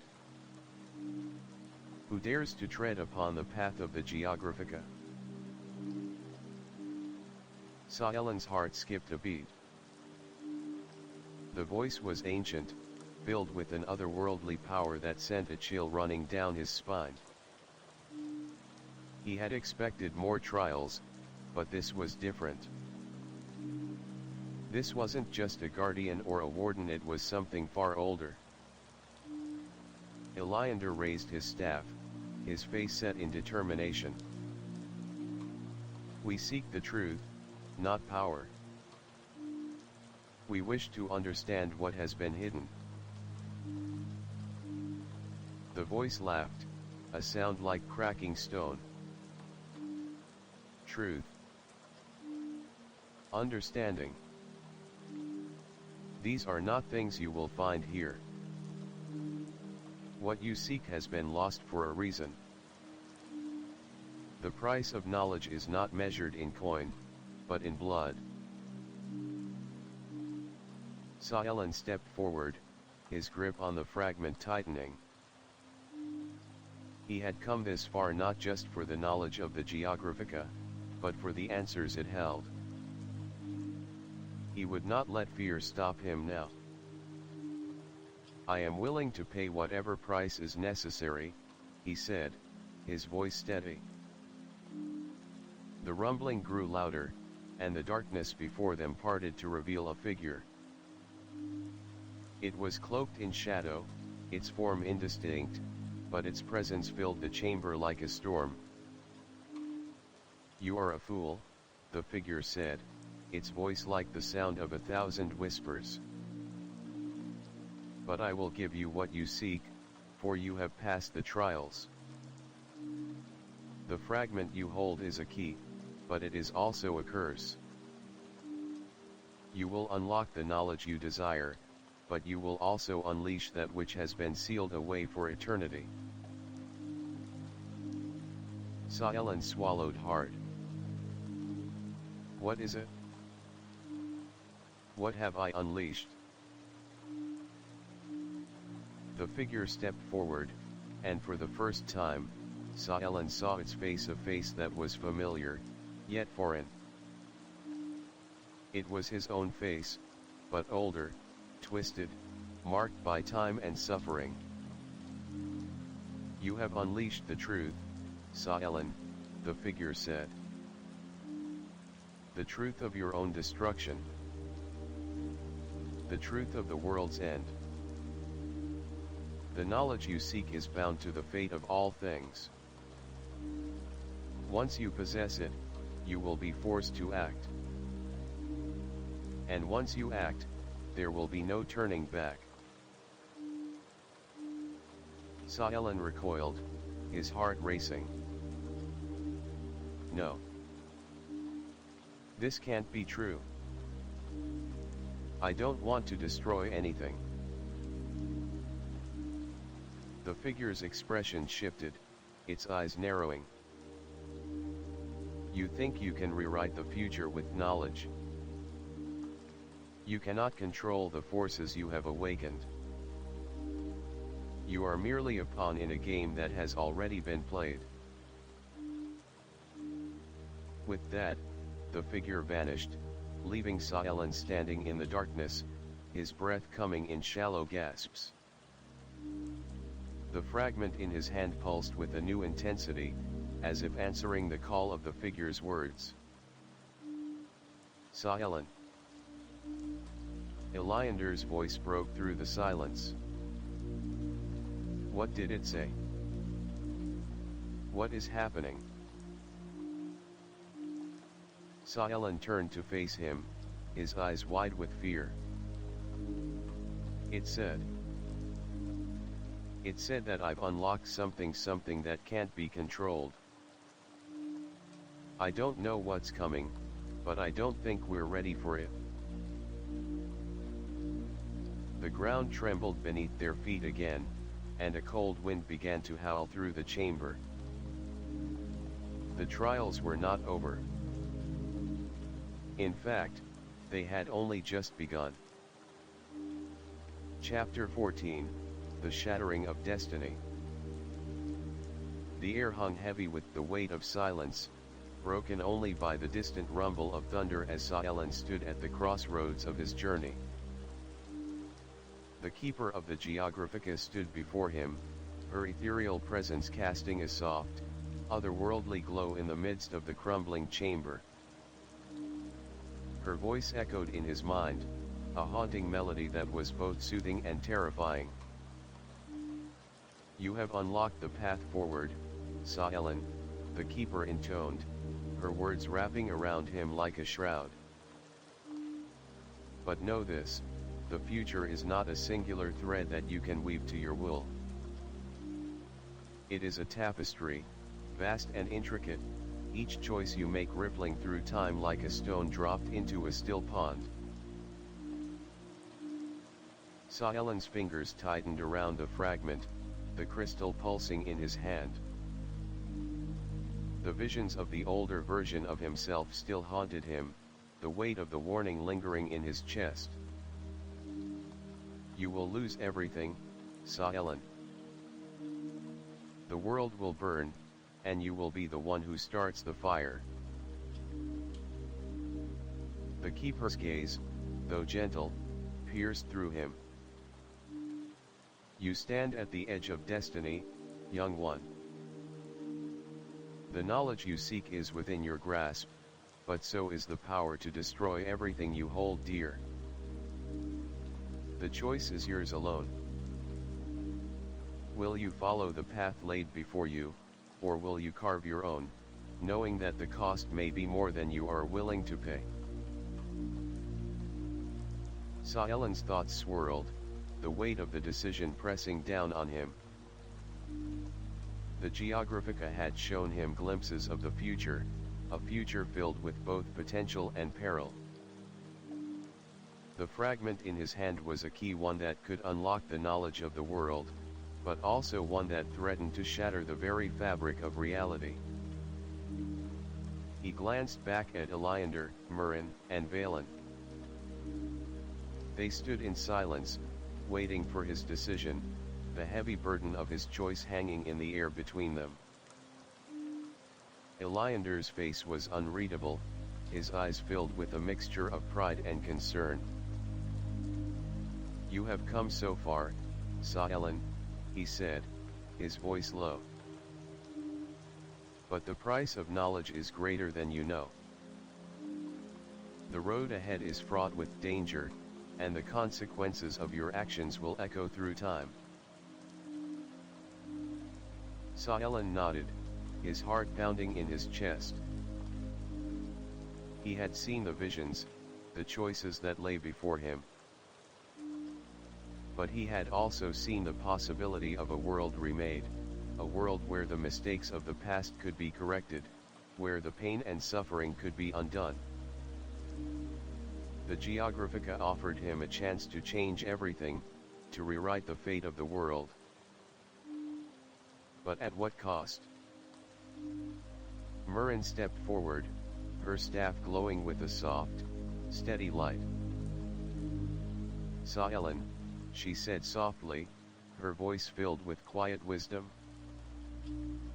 We all carry burdens, but some are too heavy to bear alone. Whatever you choose, know that you are not alone. We are with you.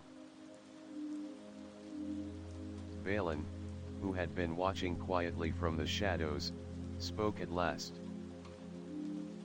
Don't let the promise of power blind you, Saelen. I've seen it before, people who chase after knowledge and power, believing they can control it.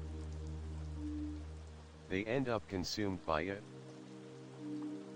Don't let that be you. Saelen looked at Valen, the rogue's words sinking into his mind. For a moment, the future stretched out before him, an endless path filled with uncertainty. He had the power to shape it, to change the world, but at what price? The keeper stepped forward, her expression serene. The Geographica does not belong to you, Saelen. It is not a tool for your personal gain.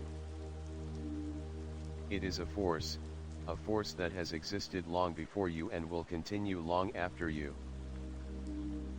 You are but a part of the tapestry, a single thread in a much larger design. Saelen felt a pang of fear deep in his chest. The keeper's words were true. He had sought to control the Geographica, to use its power to change the world. But now, Standing on the precipice, he realized how small he truly was in the face of the forces at work. Could he really reshape the world without losing himself in the process? "You are not alone," the keeper said, as if sensing his turmoil. "But you must be prepared to let go of everything you think you know. The future is not a fixed point, it is a malleable, shifting thing. The choices you make will alter the course of history. And the cost of those choices will be something you cannot undo." Saelen closed his eyes, the weight of her words pressing down on him. The fragment pulsed in his hand, urging him forward, but his mind was filled with doubt. What if he made the wrong choice? What if the world he sought to create was not the world that was meant to be? He thought back to the older version of himself, the one who had warned him of the price he would pay. Was that his future? A future where he lost everything. The price of knowledge was steep, but the price of ignorance was even greater. And in the end, Saelen knew that he couldn't turn back now. He opened his eyes and met the keeper's gaze, his resolve hardening. "I will carry the fragment. I will shape the future, but not with power or force. I will use it to bring hope, to rebuild what has been lost." The keeper nodded, her expression softening. "Then you have chosen. The path is yours to walk, but know this: the trials are far from over. The choices you make will determine the fate of the world. And the cost of those choices will be greater than you can imagine." The air around them shifted, the walls of the chamber fading into a mist of light and shadow. The Geographica in Saelen's hand pulsed with a final, powerful surge of energy. The world around him seemed to blur and distort, and for a moment, he felt as though he was being pulled in all directions at once. And then, just as suddenly, everything stopped. Saelen blinked, finding himself standing at the edge of a vast, empty plain. The sky above was a swirling tapestry of stars, their light brighter than anything he had ever seen. The ground beneath his feet was solid, but it felt as though it were shifting beneath him, like a living thing. In the distance, a figure appeared, a figure dressed in flowing robes, their face hidden beneath a hood. The figure raised its hand, and the ground before Saelen split open, revealing a chasm filled with light. "Come," the figure said, its voice both soothing and commanding. "Your journey is not yet complete. The final trial awaits." Saelen's heart pounded as he stepped forward, the fragment pulsing with an energy that matched the rhythm of his heartbeat. He had made his choice. Now, it was time to face the final trial. The figure turned and walked into the chasm, its form fading into the light. Saelen followed. Chapter 15, The Flame of Reckoning. Saelen stepped into the chasm, the fragment pulsing with a steady rhythm in his hand. His breath came in shallow gasps as he descended, each step echoing through the hollow expanse that stretched before him. The walls of the chasm were smooth and featureless, and the air was thick with the scent of ozone, as though the very essence of the world was waiting for something to change. Above, the stars still swirled in a chaotic dance, their light flickering and fading as though they, too, were uncertain of what was to come. The figure ahead of him draped in flowing robes moved with purpose, its steps silent despite the weight of its presence. Saelin's heart raced. He had made his choice. He had claimed the fragment, and now the final trial awaited him. But the fear that had gripped him earlier still lingered, gnawing at his resolve. What if he had made the wrong choice? What if the future he was about to create was one of destruction, not salvation? "You're thinking too much, Saelin," the figure's voice echoed, startling him from his thoughts. It was a soft voice, calm and unhurried, yet it carried the weight of centuries of knowledge. "Don't you know that the path you've chosen was always meant to be?"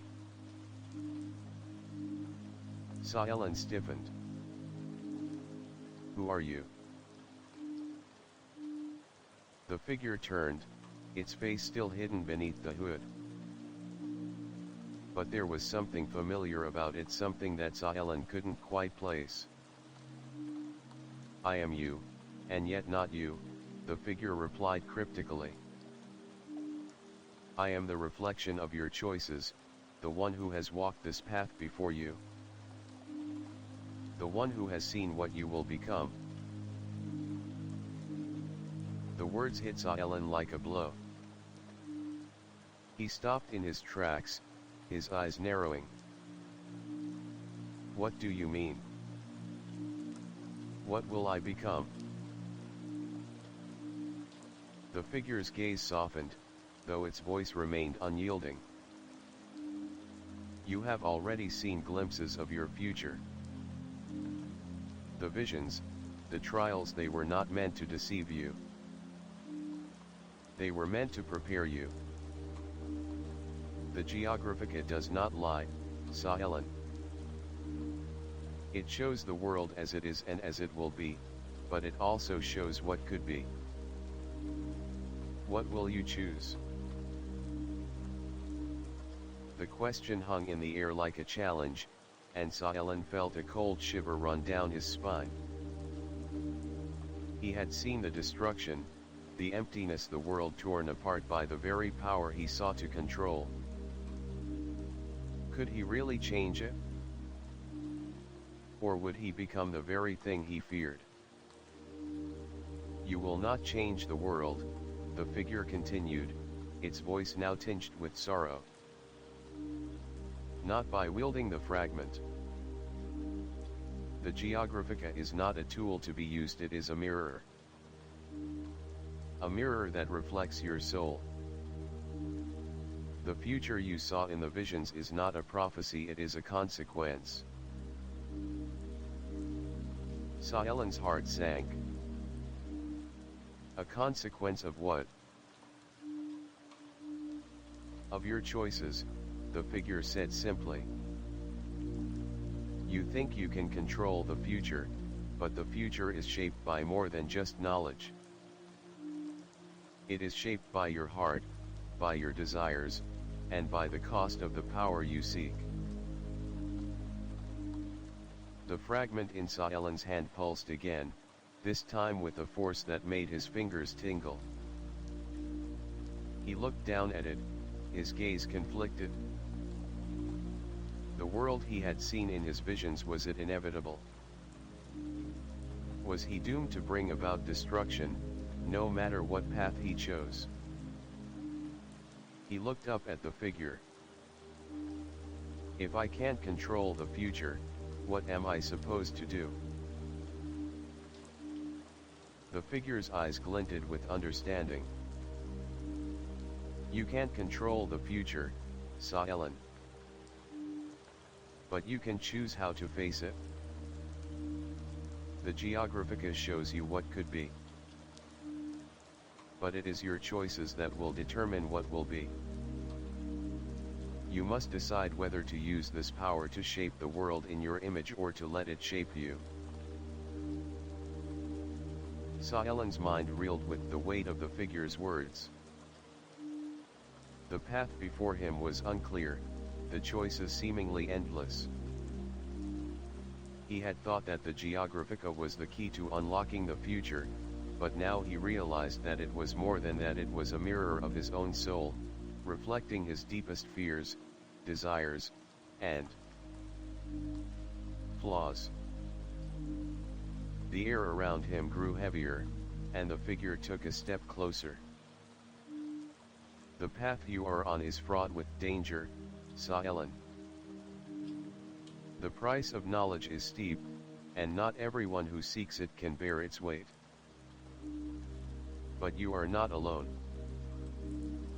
The choices you make will affect not only you but those around you. Saelen turned back toward the others, his eyes scanning the faces of Eliander, Murin, and Valen. They had followed him this far, trusting him to make the right decisions. But what if he was wrong? What if his desire to change the world had already set in motion forces he could no longer control? Valen's voice broke through his thoughts, as though sensing his turmoil. You don't have to do this alone, Saelen. Whatever happens, we'll be with you. We made this choice together. Saelen met Valen's gaze, and for the first time, he saw something there that he had never noticed before: sincerity. The rogue's usual arrogance had been replaced by something else, something that Saelen couldn't quite put into words. Eliander stepped forward, his hand resting on Saelen's shoulder. The Geographica is not a tool of power, Saelen. It is a guide. A guide to understanding not just the world, but yourself. You cannot change the world alone. But you can change the way you face it. The path ahead is difficult, but it is not without hope. Murin's voice, soft and steady, added to their resolve. We are with you, Saelen. No matter the cost. The weight of their words settled in Saelen's chest, and for the first time in what felt like an eternity, he felt something stir inside him, a spark of hope, a flicker of determination. The future was uncertain, yes.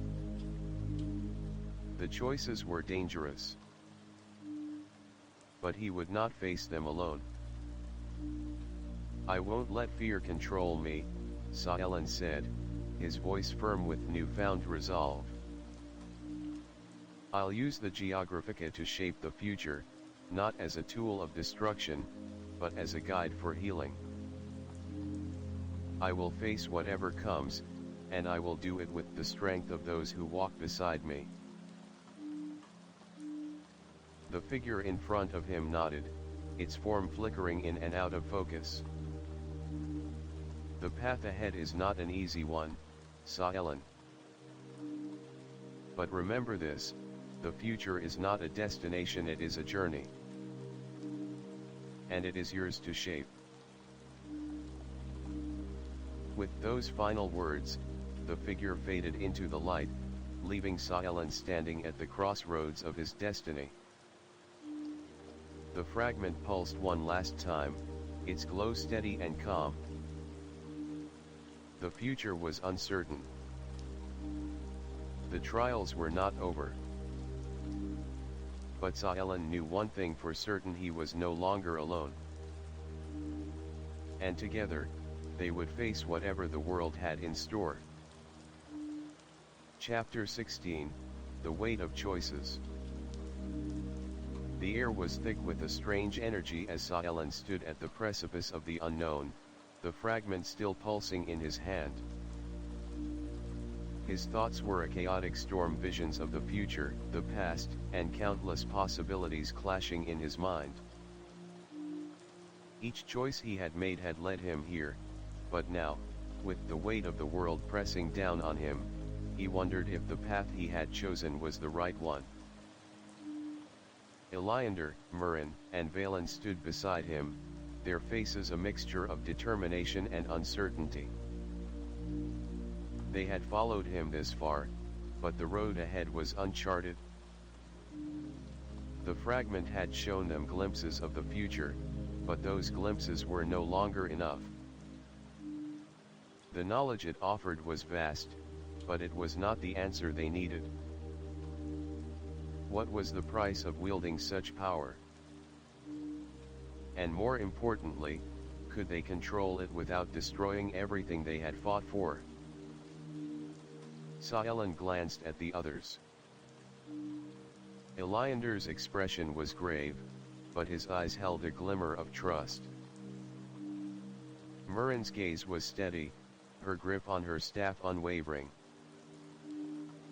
Valen, however, was quiet, his face unreadable, his mind seemingly elsewhere. Saelen couldn't help but wonder what was going on in the rogue's head. Was he truly on their side, or was he just waiting for the right moment to seize the power for himself? Saelen, Iliander said softly, breaking the silence. The next trial awaits us.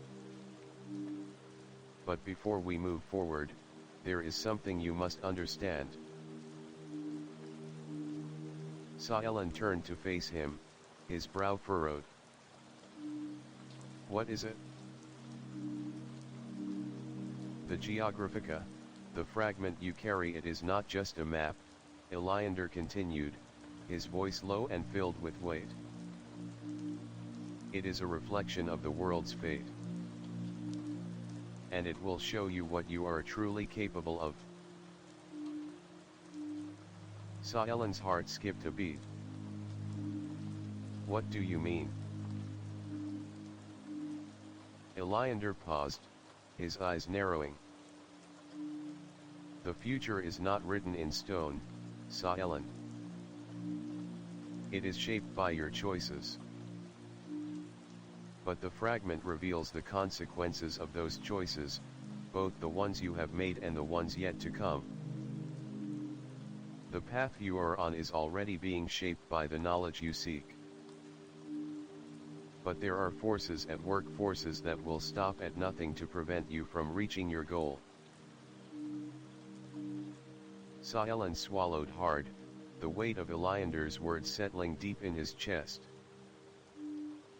He had always believed that knowledge was the key to everything, that it could unlock the power to change the world. But now, as he stood on the edge of the unknown, he realized that knowledge alone was not enough. The power it granted came with a price. And that price was something he was not yet ready to face. I don't know if I can do this, Saelen muttered, his voice barely above a whisper. The choices I make. I don't know if I can live with the consequences. Murin stepped forward, her expression softening. You've already made the choice, Saelen. The journey has already begun. You can't turn back now. But you're not alone in this. She glanced at Valen, who was still standing at the back, his arms crossed. His gaze was distant, as if lost in thought. Valen, Murin said, her voice firm. You've come this far, too. We've all made sacrifices, and we all have our reasons for walking this path. The future is uncertain, yes, but we must face it together. Valen looked up at her, his lips curling into a half smile. Together, huh? I'm not so sure about that. Saelen's heart clenched. What do you mean? We've been working together this whole time. Valen's gaze hardened, his eyes narrowing as he met Saelen's. Working together? Or have you just been dragging me along, pretending that you're in control? You think you can shape the world with knowledge, but the truth is that knowledge is a weapon. And weapons always find their way into the wrong hands. The rogue's words hung in the air like a threat, and for a moment, Saelen wasn't sure if Valen was speaking from experience or if it was something darker, something more dangerous. But as Valen turned away, Saelen couldn't help but feel the weight of his words. Was Valen right? Had he been blinded by the promise of power, the promise of changing the world, without truly understanding the consequences? Enough, Eliander said, his voice sharp. Valen, we've all made mistakes, and we all have our reasons for being here. But now is not the time for doubts. We need to focus on the trial ahead. The choices we face now will determine the future. Valen didn't respond, but Saelen could feel the tension between them growing. The rogue's words had struck a chord, and now, more than ever, Saelen felt the weight of the responsibility he carried. He couldn't shake the feeling that he was on the verge of losing control, of losing everything he had worked for. The ground trembled beneath their feet, and the air grew heavier with each passing moment. A low hum vibrated through the chamber, and the walls seemed to close in on them, narrowing as though the very space around them was shrinking. Eliander stepped forward, his staff glowing with an ancient light. This is it. The final trial. Beyond this door lies the heart of the Geographica. The truth that will shape the future. Saelen stepped forward, his heart pounding in his chest. The fragment pulsed in his hand, its power thrumming through him like the beat of a drum. He had come this far, but now, standing on the precipice of the unknown, he realized that the hardest part was still ahead. He was about to face the truth of the world's fate and his place in it. And whatever that truth was, it would change everything. With a deep breath, Saelen stepped forward, his mind set on the path ahead. Whatever the future held, he would face it. And he would do it with the knowledge that he was not alone. Together, they would face the trials and the consequences of their choices. Together, they would reshape the world or watch it crumble. But the journey was far from over. The truth still awaited. Chapter 17, The Turning of the Tide. The door before them was nothing more than an illusion, a shimmer in the fabric of reality itself. Saelen reached out to touch it, his fingers grazing the air where the stone should have been. The moment his skin made contact, the world around him shuddered, and the barrier parted like a curtain being drawn back to reveal a hidden world beyond. They stepped forward into the heart of the Geographica. The chamber was vast, impossibly so. The walls seemed to stretch beyond the limits of the known world, their surfaces covered in intricate patterns and symbols that shifted and swirled like living things. At the center of the room, a massive orb of glowing light hovered in midair, its surface etched with celestial maps and patterns that made no sense to Saelen, yet somehow resonated with something deep within him. This was the core of the Geographica. The place where knowledge, time, and space converged, a realm beyond understanding, and yet, strangely familiar. Eliander's voice broke through the silence, his tone filled with reverence. This is the heart of all things. The knowledge of the past, present, and future lies here, woven into the very fabric of existence. Everything we have sought, everything we have learned, has led us to this moment. Saalan felt the weight of the fragment in his hand, its pulse matching the rhythm of his own heartbeat. He could feel its power vibrating through his bones, like 1,000 voices whispering in his mind. The knowledge of the world, the truth of the future, it was all within his grasp. But at what cost? He turned to Eliander, his voice filled with uncertainty. What now? How do I use this? Eliander's eyes softened. The Geographica is not meant to be used, Saalan. It is meant to be understood. It shows the truth of the world, but it does not tell us how to act upon that truth. The choices we make will shape the future. But those choices come with consequences. Murin, standing at the edge of the room, her staff glowing with quiet power, spoke up. The Geographica is not a tool. It is a mirror.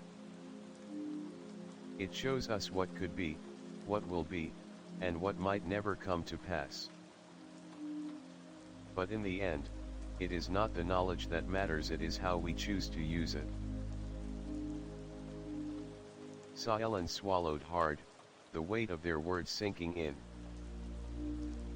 He had come so far, but now he realized how little he truly understood. The knowledge he had unlocked, the knowledge of the world, of the future, was not something he could control. It was a force, an energy, a current that could just as easily destroy him as it could save him. We are at a crossroads, Saalan, Eliander said, his voice filled with quiet urgency. The knowledge of the future lies before us. But the power to change it, that is a choice you must make. Suddenly, the orb in the center of the room pulsed with a bright, blinding light. The walls around them seemed to tremble, and the air hummed with a strange, vibrating energy. The symbols on the walls shifted and reformed, revealing a new pattern, a map of the world, but not one that Saalan recognized. The map was alive, shifting constantly, changing and rearranging itself like a living, breathing organism. At its center, a blackened mark pulsed with an ominous light. What is that? Saalan asked, his voice barely a whisper. That, Murin said, her voice trembling, is the heart of the world's destruction. The place where everything begins to unravel. Eliander stepped forward, his face grim. The Geographica does not just show us the future, it shows us the consequences of our actions. That mark. It is the result of everything we have done. Every choice, every sacrifice, every step we have taken, it has led us here. Saalan's chest tightened as he stared at the dark mark, a wave of fear washing over him. He had known, deep down, that the Geographica's power came with a price. But seeing it now, in such a clear and unmistakable form, brought that reality crashing down on him. The future is not set in stone, Eliander continued, his voice low and steady. But every decision we make shapes the path ahead. The Geographica shows us the way forward, but it also shows us the cost. And that cost, he paused, his gaze flicking to Saelen's hand, where the fragment pulsed with dangerous power, is one that you must bear. Saelen turned back to the map, his heart heavy. The mark at the center of the world seemed to call to him, its darkness like a shadow stretching across the land. It was a reminder of the consequences of their journey, of the choices they had made and the ones still to come. This is not just about knowledge, Valen said, his voice cutting through the tension. This is about power. The Geographica is a weapon, not a guide. It shows us everything, but it also gives us the means to change it. The real question is whether you'll be able to control it or if it will control you. Saelen's hands tightened around the fragment as the rogue's words sank in. The power of the Geographica was overwhelming, a force that could reshape the world or destroy it. The temptation to use it, to change the future, was powerful. But what would be left in the wake of that change? I've seen the future, Saelen said, his voice shaking with uncertainty. I've seen what happens if we fail, if we continue down this path. The world. It burns. Eliander's gaze softened. We all carry the weight of those choices, Saelen.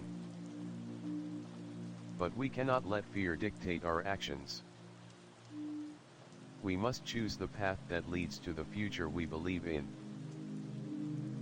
Not the one that is shown to us, but the one we create.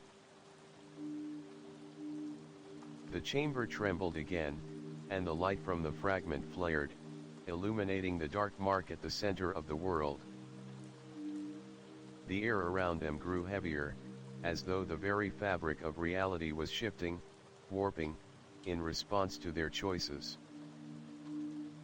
We have no time, Murrin said, her voice urgent. The path ahead is closing. We must act now. Saelen turned to face the others, his mind racing with the weight of their words. The knowledge was within his grasp, the power to change the world, to rewrite the future. But at what cost? Was he willing to sacrifice everything to risk the destruction of everything he held dear for the chance to shape the future? His heart raced as he looked at the dark mark on the map, a symbol of the destruction they had already set in motion. But in that moment, Saelen made his choice. We move forward, he said, his voice steady. We face whatever comes, and we make the world a better place. Together. Eliander smiled, his eyes filled with pride. Then let us begin. With a final glance at the fragment, Saelen stepped forward, his resolve hardening. Whatever the future held, he would face it head-on. The path was unclear, but one thing was certain, he was not alone.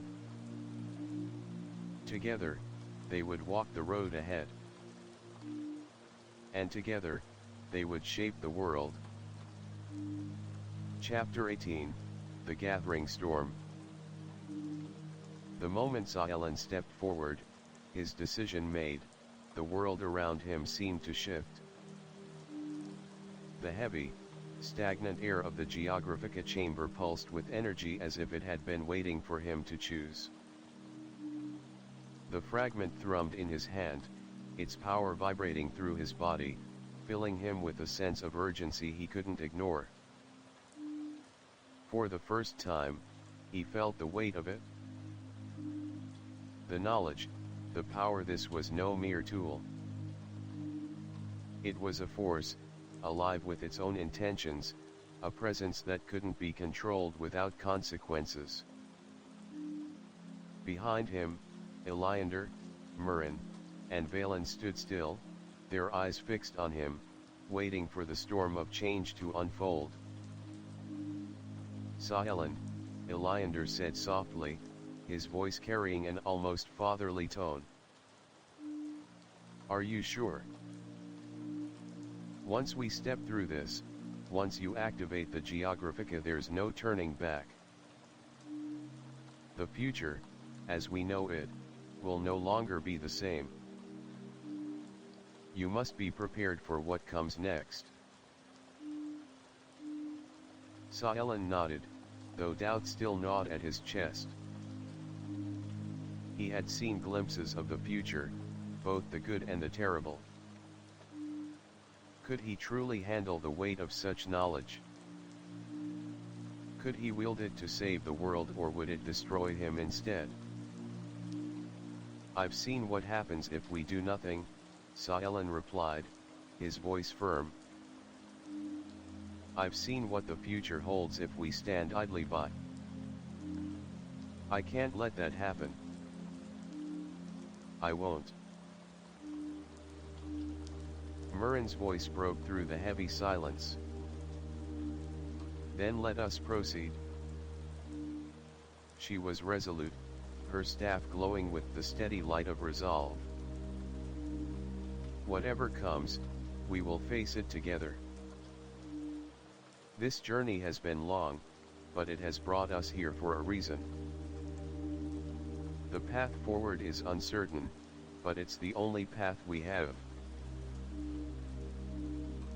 Valen, still standing at the back, crossed his arms, watching Silent with a mixture of curiosity and something darker. Was it calculation? "You truly believe you can control this, Silent?" Valen's words cut through the tension like a blade.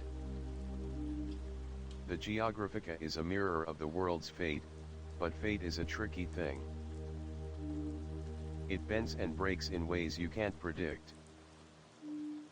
You can't just decide to rewrite it, not without paying the price." Silent turned toward the rogue, his eyes narrowing. "And what would you have me do, Valen? Stand back and watch the world burn? Watch people suffer because we're too afraid to act? No. I've made my choice. The future isn't fixed. We can change it." Valen met his gaze without flinching, but there was no response, only the glint of something unreadable in his eyes. With one final glance at his companions, Silent turned back to the Geographica. The chamber seemed to pulse with anticipation, the air thickening as if holding its breath. The light from the fragment surged, filling the space around them with an intense, brilliant glow. He stepped forward, placing the fragment into the heart of the Geographica's central mechanism. A deep, resonating hum filled the chamber, reverberating through the floor, the walls, the very air itself.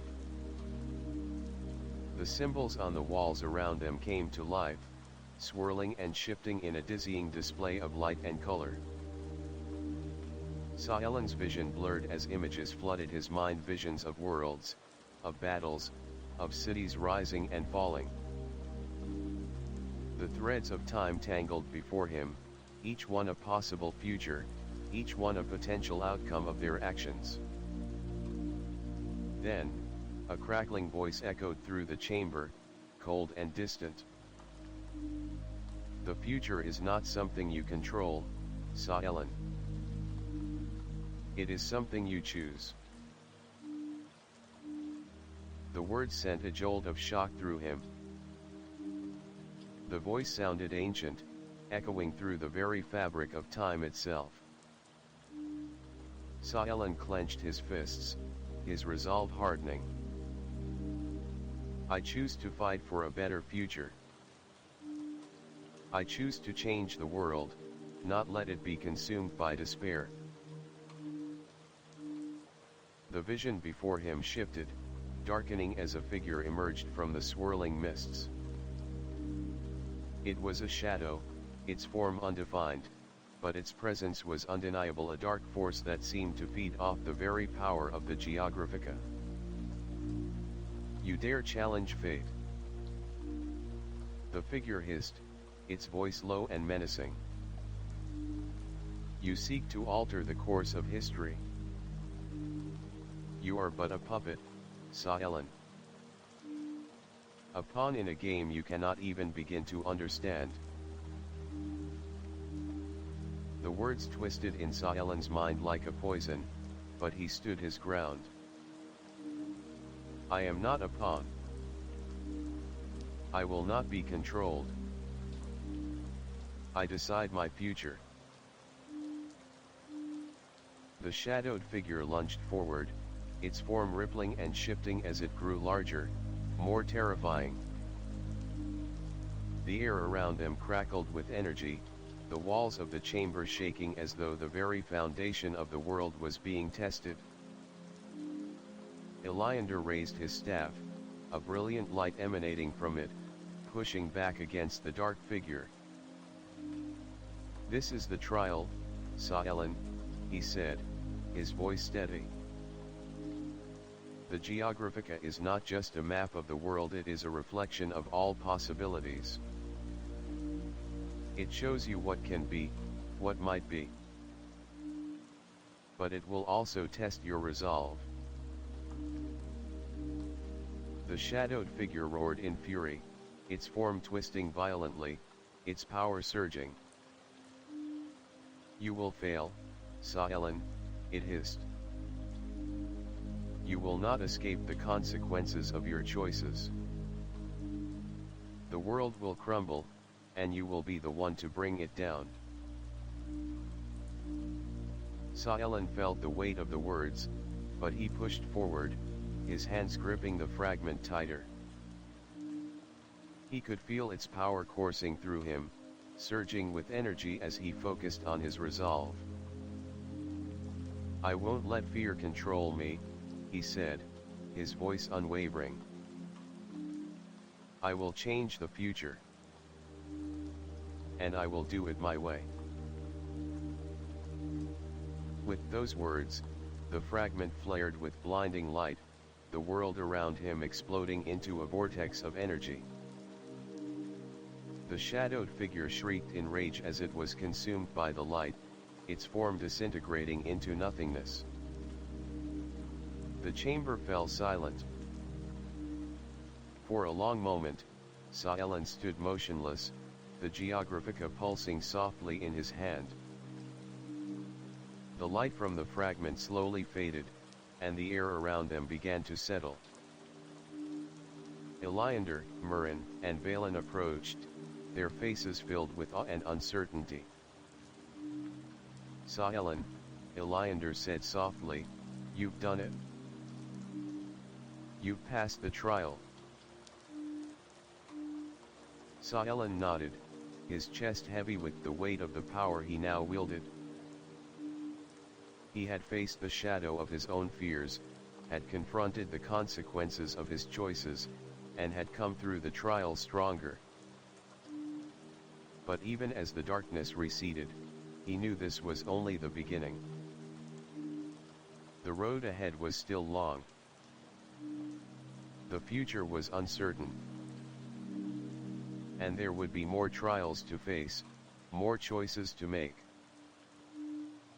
But for the first time, Saalan felt a glimmer of hope. He was no longer a pawn. He was the one who would shape the world. Chapter 19, The Unseen Hand. The light from the fragment had faded, but its pulse still throbbed within Saalan, steady and insistent, like the beat of a heart. The trial had been passed. The shadow that had once threatened to swallow them whole had been banished, but the feeling of unease had not. If anything, it had grown stronger, gnawing at him with the realization that they were not yet free. The Geographica had shown him a future, but it had also revealed something else, a deeper, darker truth.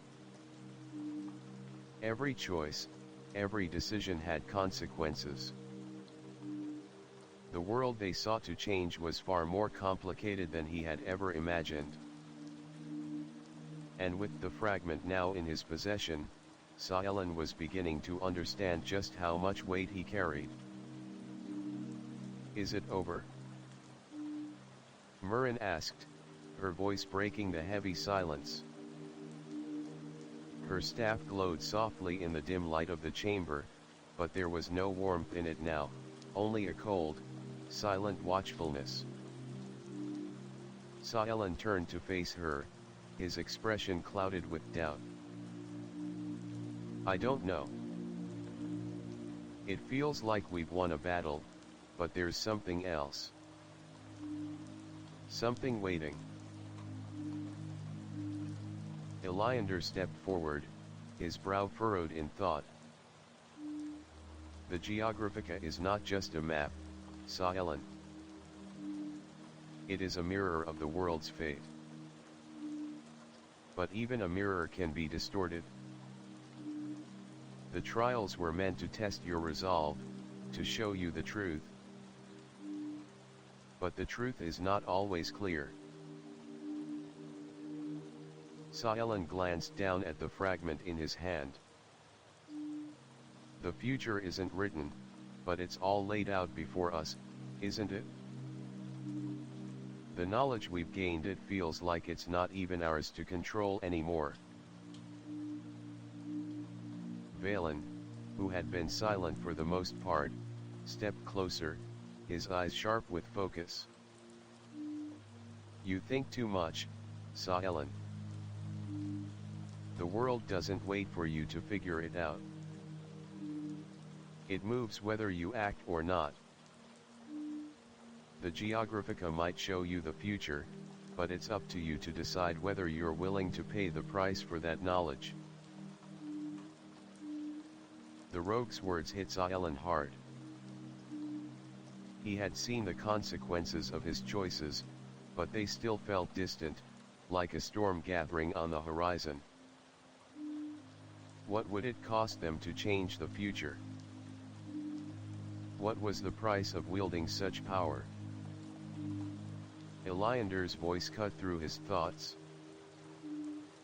"We cannot ignore the path ahead, Saelen. There are forces at work beyond our understanding. The Geographica has not only shown us the future, it has revealed something darker. A force that moves in the shadows, unseen by the eyes of mortals." "What are you talking about?" Saelen asked, his voice trembling. "What force?" "The ones who have always pulled the strings," Iliander replied grimly.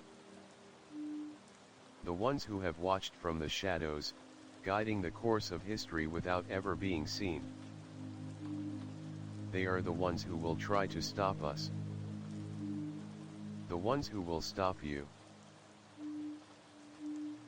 Saelen's heart skipped a beat. "Who are they?"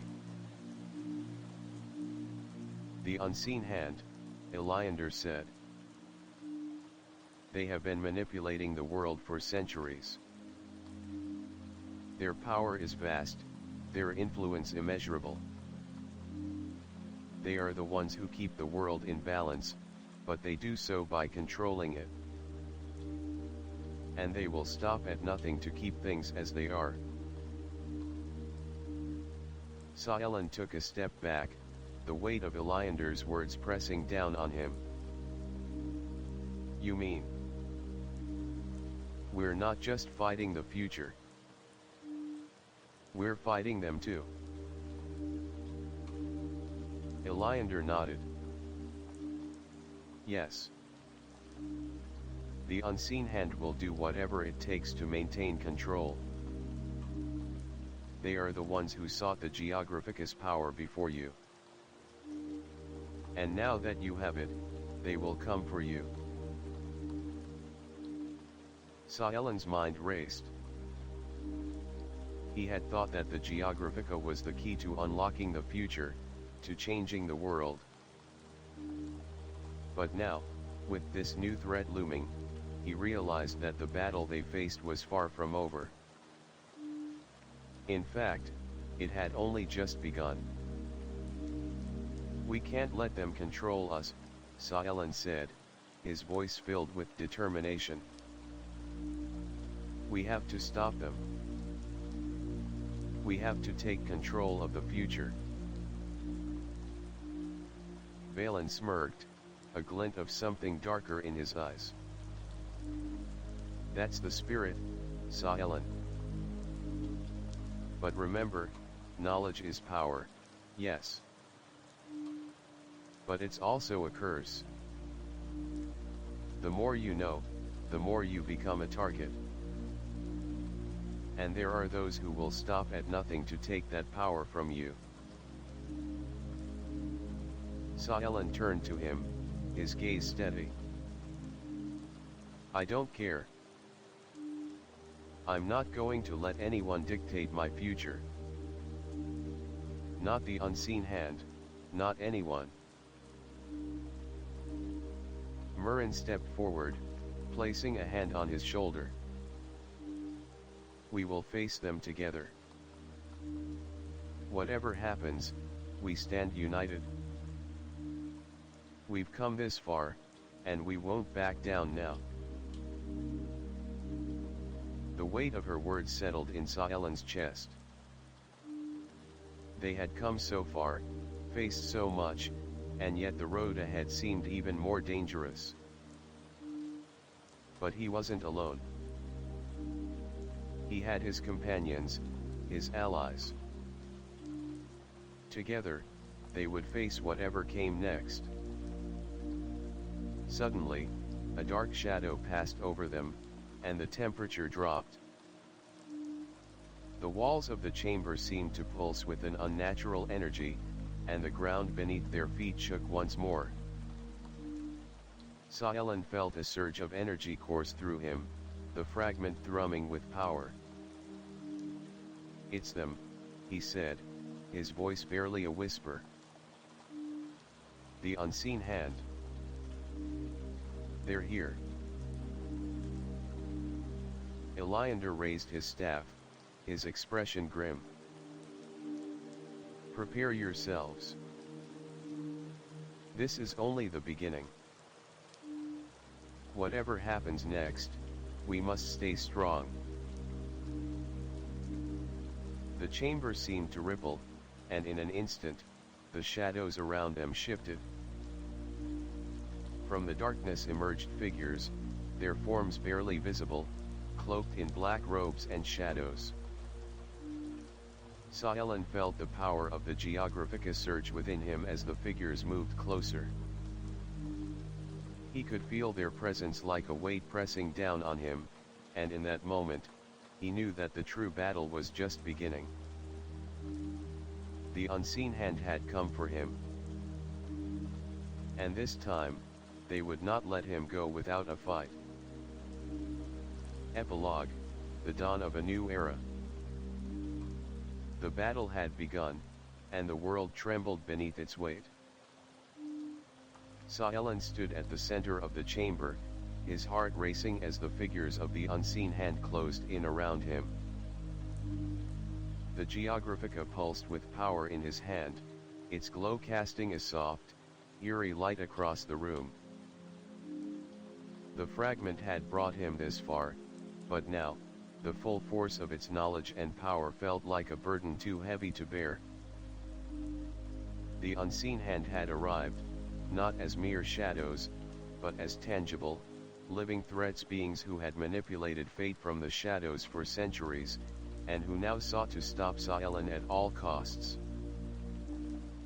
The air around him grew thick, as if the very atmosphere was holding its breath, waiting for the final act to unfold. You think you can change the course of history? One of the cloaked figures sneered, its voice echoing from beneath the dark hood. You are nothing but a child playing with forces far beyond your comprehension. The world has always been ours to shape, and you have no place in that design. Saelen's grip tightened around the fragment, feeling the power surge through him, its energy thrumming in time with his heartbeat. It had shown him the future, the destruction, the chaos, the rebirth. He had seen it all, the endless cycles of creation and destruction that had shaped the world for eons. But now, he had a choice, to accept the destiny laid out before him or to fight against it and carve a new path. I'm not a child, Saelen said, his voice steady but filled with resolve.